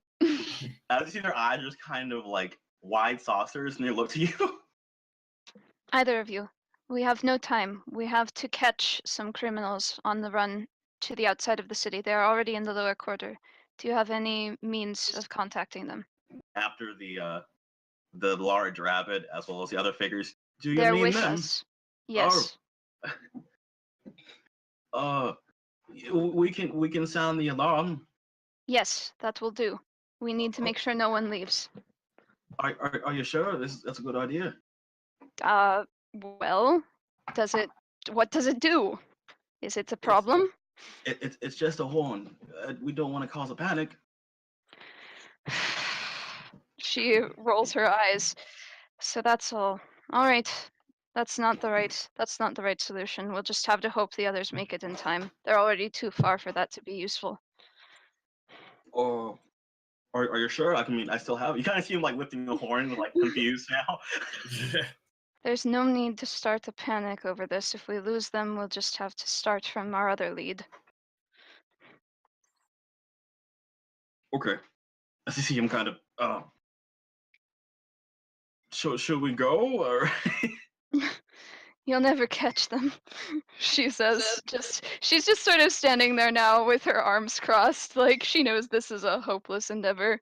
And she's like, I should go report to Isaac. And then she turns and starts running off the other way. You kind of see like you kind of hear like as you're running away, like the two guards kind of, well, what are we supposed to do? Go back to standing there. Yep. Are we catching up by any chance? All right, at this point, you guys are Soleil. As you're coasting over the side, you can see you are starting to be flying over to the lower quarter. As you see a couple people kind of like look like you see a couple people kind of like on the unusual day look up as they see you flying, like, oh hey, kind of see like some of the wings that's going overhead. Just However, do a double take.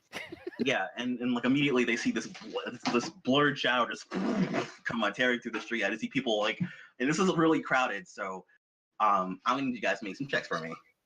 Jamie. Yes. To avoid the crowd, I need you to make me a acrobatics check. Acrobatics. Do I? Oh gosh, I don't have proficiency in that. Actually, no. This is acrobatics or athletics. Your choice. Okay. Fine. 21. 21, easy enough. As you see this huge crowd of people out there all talking and stuff, you see people kind of turning towards you, and I see like kind of a panic as they see this huge creature bounding towards them, and you all see Jamie stop for a moment as you see his legs sunk into himself as he leaps up over the crowd. I just see them all kind of like, oh, as immediately he lands on the other side as you keep running. I mean, if it's getting crowded at this point, I would probably just try and jump on one of the rooftops. Easy enough. Give me a I'll say acrobatics check when you're like midair, so you can like change your trajectory. 15. Yeah, easy enough. You manage to land on one of the rooftops, just kind of scramble up the side of the roof as you start keep running. Taylor, I need you to make me also that check as you hit the crowd. Okay, 11. You just make it. You see, as you're chasing after them, you didn't. After he moves out of the way, you see the crowd right in front of you. You're kind of, and you manage to kind of like skillfully weave in between people. Kind of, excuse me, pardon me. It's like you're not losing a lot of speed, but you're able to come out on the other side easy enough, and you keep on sprinting. What about me? You make me a strength check. See how long you can hold on to Jamie. I was gonna say I have a question. Yes. I have proficiency in vehicles land. Does attack? A rabbit is not a land vehicle. Is this animal handling? Yeah, that's better. Animal handling makes sense. Well, this is more you holding on to his fur. That's why I was saying strength. You're Okay. grappling him. I mean, I could do that. I hope I don't fall off. I was like, can I? No, I can't ask that. It's like, I have precision strike. No, that won't work. It's a rabbit tank. Roll. Oh my god. Okay, strength. Oh, it's actually I'm fine. Yeah, easy enough. You have a handful of his fur still. So printing, and at this point, you all do see, as you go passing by, you do see a couple carriages. However, Taylor, you see a certain symbol embroidered on this particular carriage. It's very faint, but because of your keen eye, and you see what looks to be two axes crossed and circled into a kind of a crescent moon shape. All right. You know that is the symbol of Helheim. Huh. I guess that's not the coach we're chasing, is it? But it could be. We do know that there was some payment exchange in Helheim. Can you look through the window, like from where he is? You're about a good, say about 60 feet off. Give me a perception check with disadvantage. No, I failed. You're not quite sure, and it's like you start to see people kind of like passing through as you're kind of making your way through them, and you can't quite tell.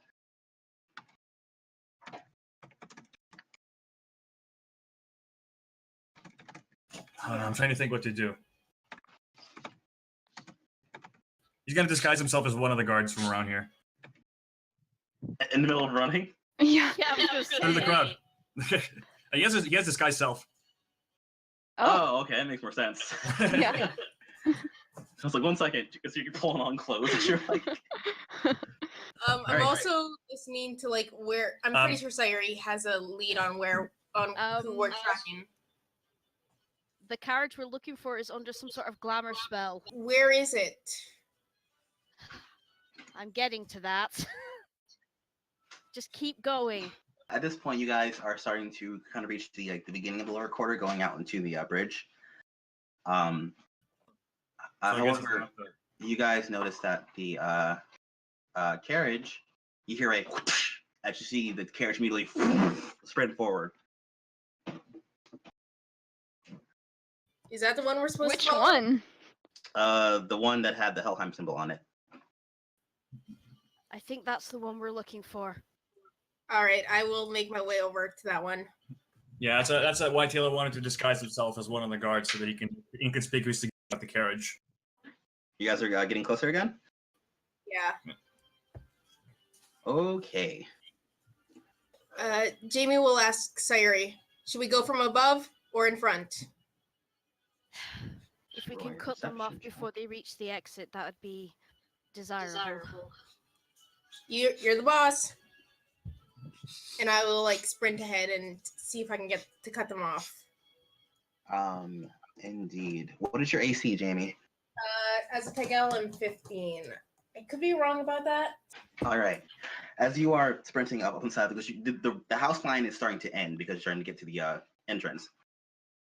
However, as you begin sprinting, you both see what looks to be a cloaked figure kind of looking out from when they see you. I just see them hold out a hand towards you. Look out! He's going to attempt.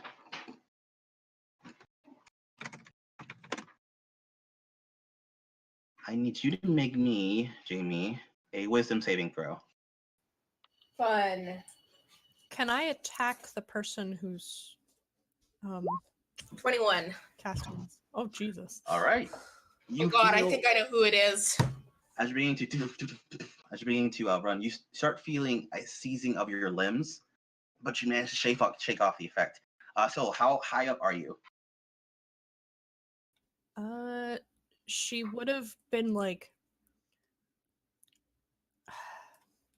maybe 50 or 60 feet. Okay. That's 50 feet out. Yeah. They haven't seemed to notice you, but it seems they have noticed the big ass rabbit running on the rooftops. With a cloak figure, yeah, we're not inconspicuous at all. Nope. But y'all do see the carriage beginning to guys starting to speed up. As the house line is ending, Jamie. Sayuri will say, if you can't get in front of them, can you at least try and get me onto the top of the carriage? Will do. And I will kind of do one leap and try and aim for the top of the carriage. All right, give me a acrobatics, we'll say. Actually, no, this is you leaping. So yeah, acrobatics is fine. Oh shit, that was a 10. 10. Sayuri will also jump to Should try I and... motion them? Use me as a springboard. Basically, when she sees that they're not going to make it, she herself will jump to try and reach the carriage. All right, since you're jumping off of him, give me athletics. Okay, I can do that. Give me a second. Where is my athlete? Where are you? Okay.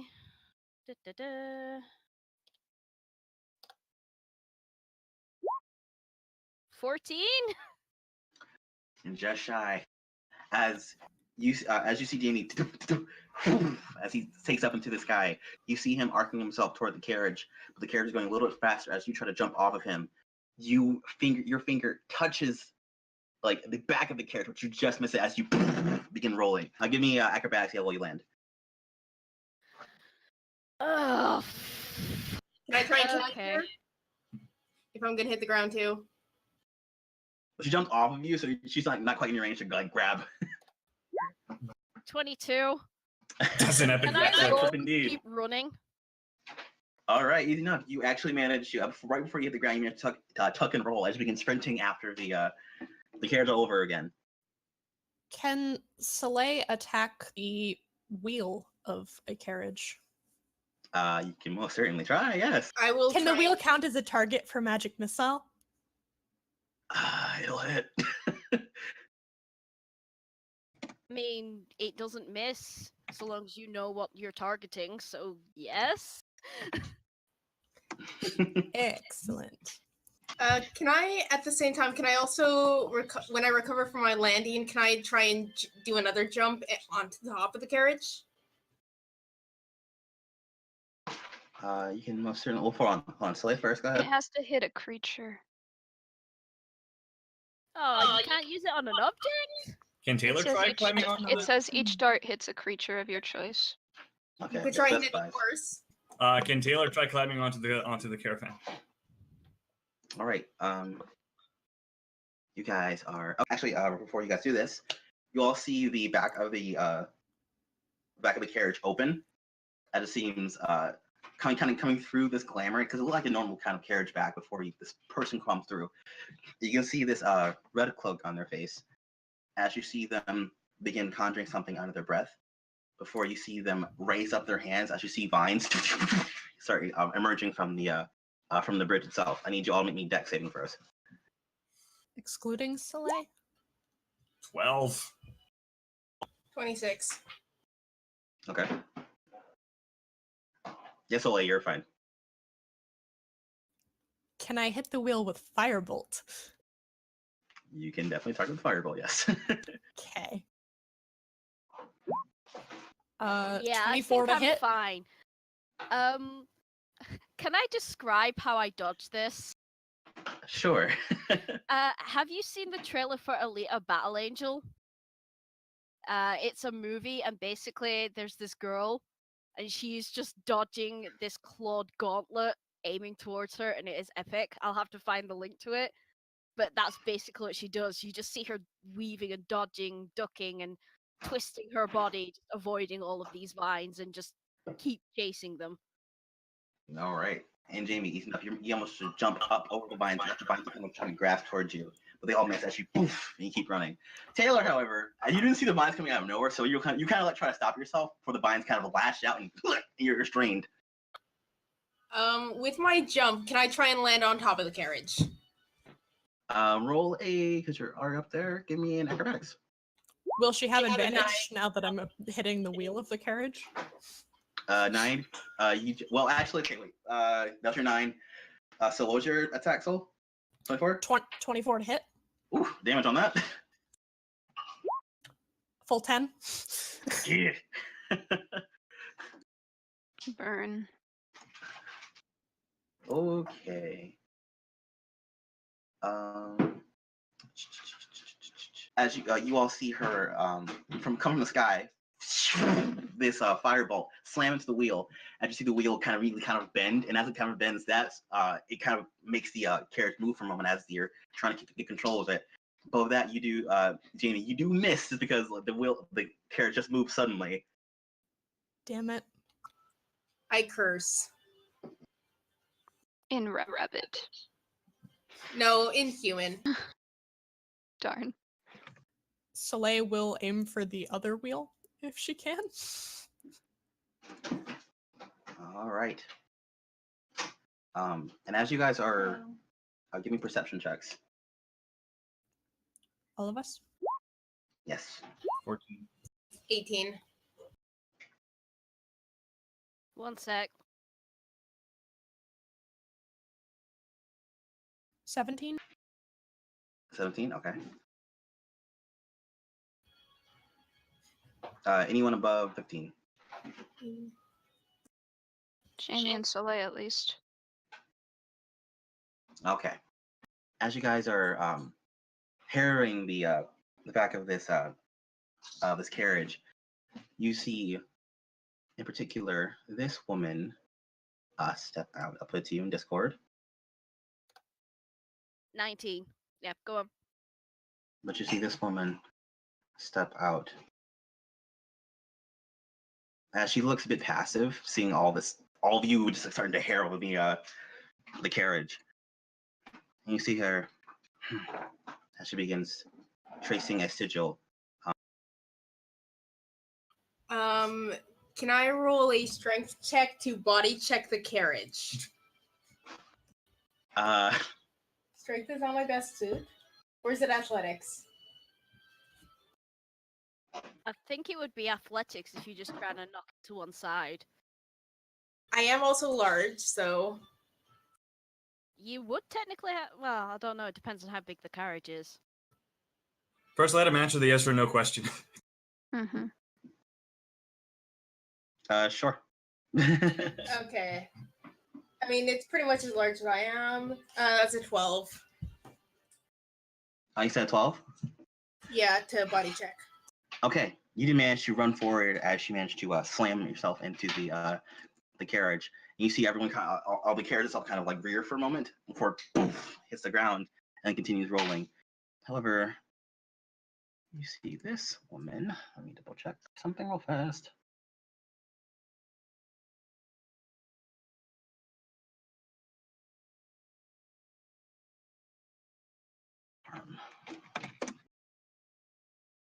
She looks down. Basically, you're like, because you're right on the carriage. You're like right in front of her. Okay. And she looks down to you as you see, as she reveals one of her hands, you see like the fingertips have black, her fingertips are black and her nails a bit elongated. And oddly enough, you can see this almost, as she's whispering an incantation under her breath, you can see the flesh at her hand begin to almost eat away as it becomes skeletal. Yeah. And she is going to cast harm on you. Fun. I have a question. Can I catch up to the carriage? As I said, you see her eyes fixate on you as that skeletal hand. You can see this, what looks to be this kind of just necrotic like energy kind of expand out from that hand. That skeletal hand becomes about 5 times its size as it grasps around you, giving you concentrating. I could potentially die from this. Just take the dice. Please. Shit! Come on! Oh my god, no. This was a mistake. You left your Oh, healer one. behind. Okay, double check something fast.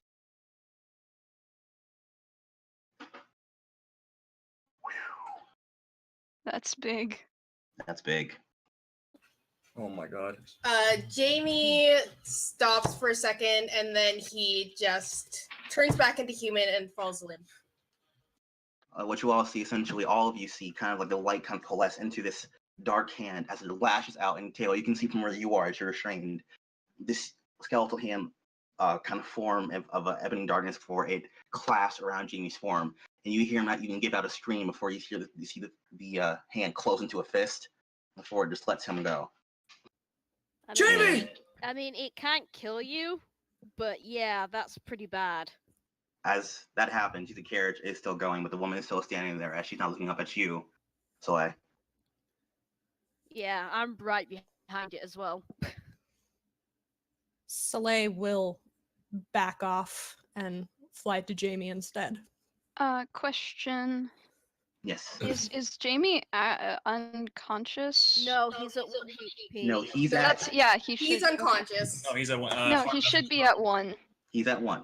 Is why I say that. But it's interesting. As he's at 1, you see his body and the wounds that have been made of this like kind of ebbing darkness is like keeping a hold on his flesh, and it's like his body is in this constant state of repairing itself and creating wounds. There are tears going down his face. Like, I don't want to die again. Oof. And Sayuri, you are right up on it. What are you doing? Look in the chat. If I can, I want Taylor to try to break free and stabilize Jamie. Oh wait, can't do that. He's still alive. Mhm. But he wants to break free. Soleil is Roll a strength check, Taylor. Natural 1. Oh. No, the vines are keeping you in place. You're struggling against them.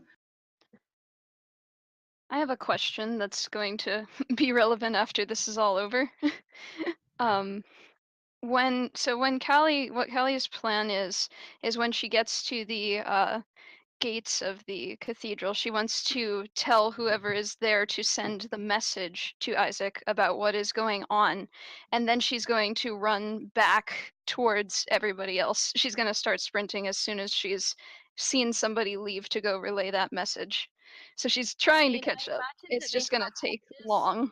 Yeah, I imagine they have horses, so you could probably borrow a horse. Just saying. She wouldn't of that. All right, noted. So yeah, it probably won't happen during the battle, but yeah, let me know when I can show up on scene. All right. With that, you guys see out of nowhere, it seems like the carriage lurches for a moment, but it's not enough force, and the carriage keeps moving. It's is Okay. it to slow it down slightly? So It's like you saw it like move, like it's bounced for a moment, but it kept going. yeah. Okay. So, So no, go ahead. Oh, sorry. Go on. I was gonna say, I wanted Taylor to cast Silent Image in front of the carriage, to drop an illusion crate from up above, block their path, sort of. Okay. To get them to stop. That's fine with me. Do it. Is there any kind of save for it, just like illusion? Successful intelligence check. 14. To be fair, it's not just the driver he has to trick. It's the horse, and the horses are dumb. He's gonna go for the driver. Oh yeah, he's gonna go for the horse. Yeah, you're right. He's gonna. I mean, it affects everybody. Yeah. So. Yeah, it does. That's fine. Okay, you all see the carriage begin moving for it, like it lurches to stop. As it seems it's stopping, you see the cool woman kind of look over her shoulder as she's. And you see her point a finger at you, Sayuri, as you are now right up on there. Basically, what I want to do is can I grab into the back of the carriage and sort of avoid her aiming her finger at me, seeing as what she just did to Jamie? Okay. Can I do that? You try to duck down into the carriage? Give me. Well, the plan is that she's grabbing onto the back of it, so she's no longer chasing it. She's going to avoid the woman. Well, she's standing right at the edge of it, so she is looking at you now. Huh, okay.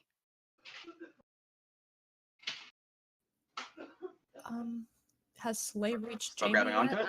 it? You know what? I'm gonna climb on top. Okay, so you're face to face with her. Yep. To which you see her. Pest.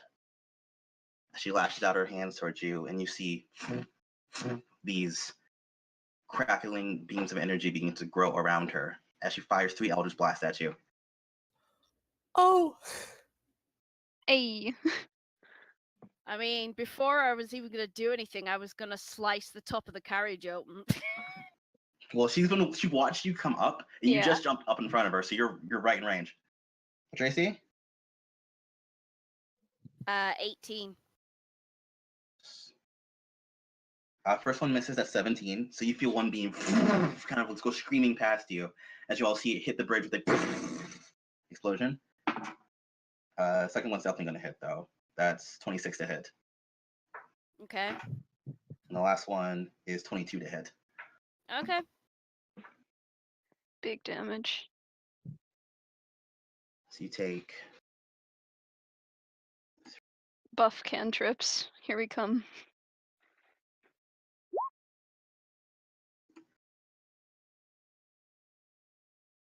All right, so you take 19 points of force damage, and give me a strength saving throw. Give me 2 strength saving throws as each beam hits you.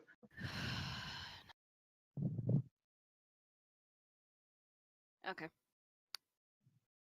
All right, you take the first one as it hits you in the shoulder, and as you begin trying to back up, you see her as she focuses this beam seemingly very personally on you. You see her say, "Be gone," as this one hits you square in the sternum. As you go, go flying 15 feet back and go rolling across the ground. Can I acrobatics to get back to my feet? You can try, yes.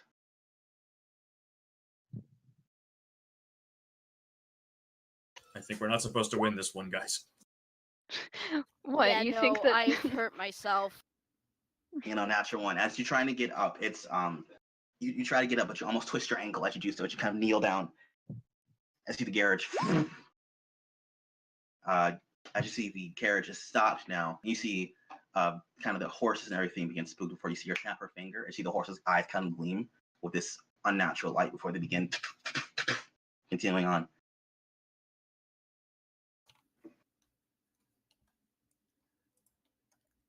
I think Soleil reached Jamie by now. Okay.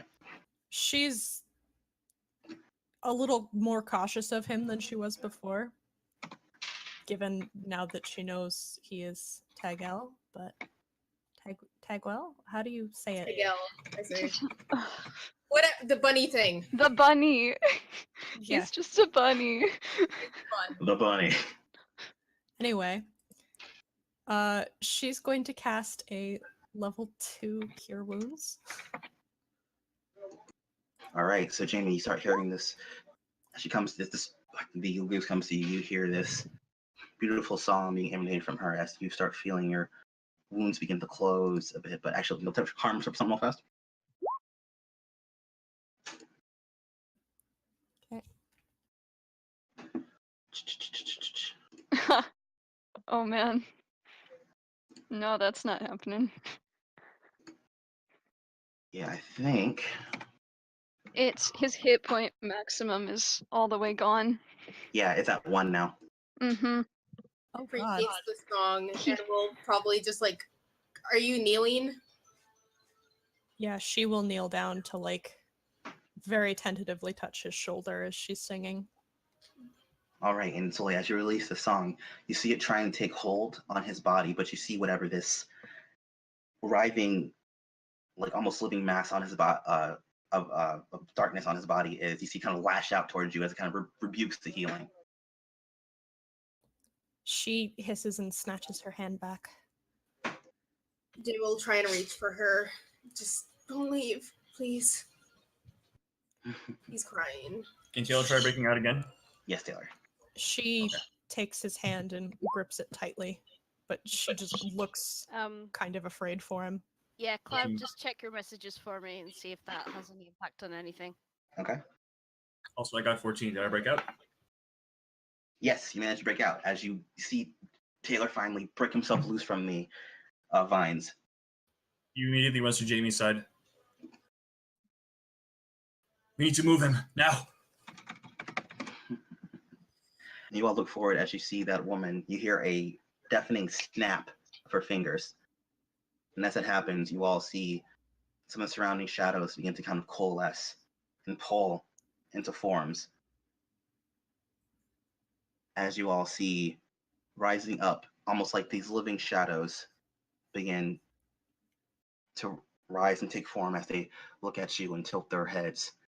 As you hear from her, kill them.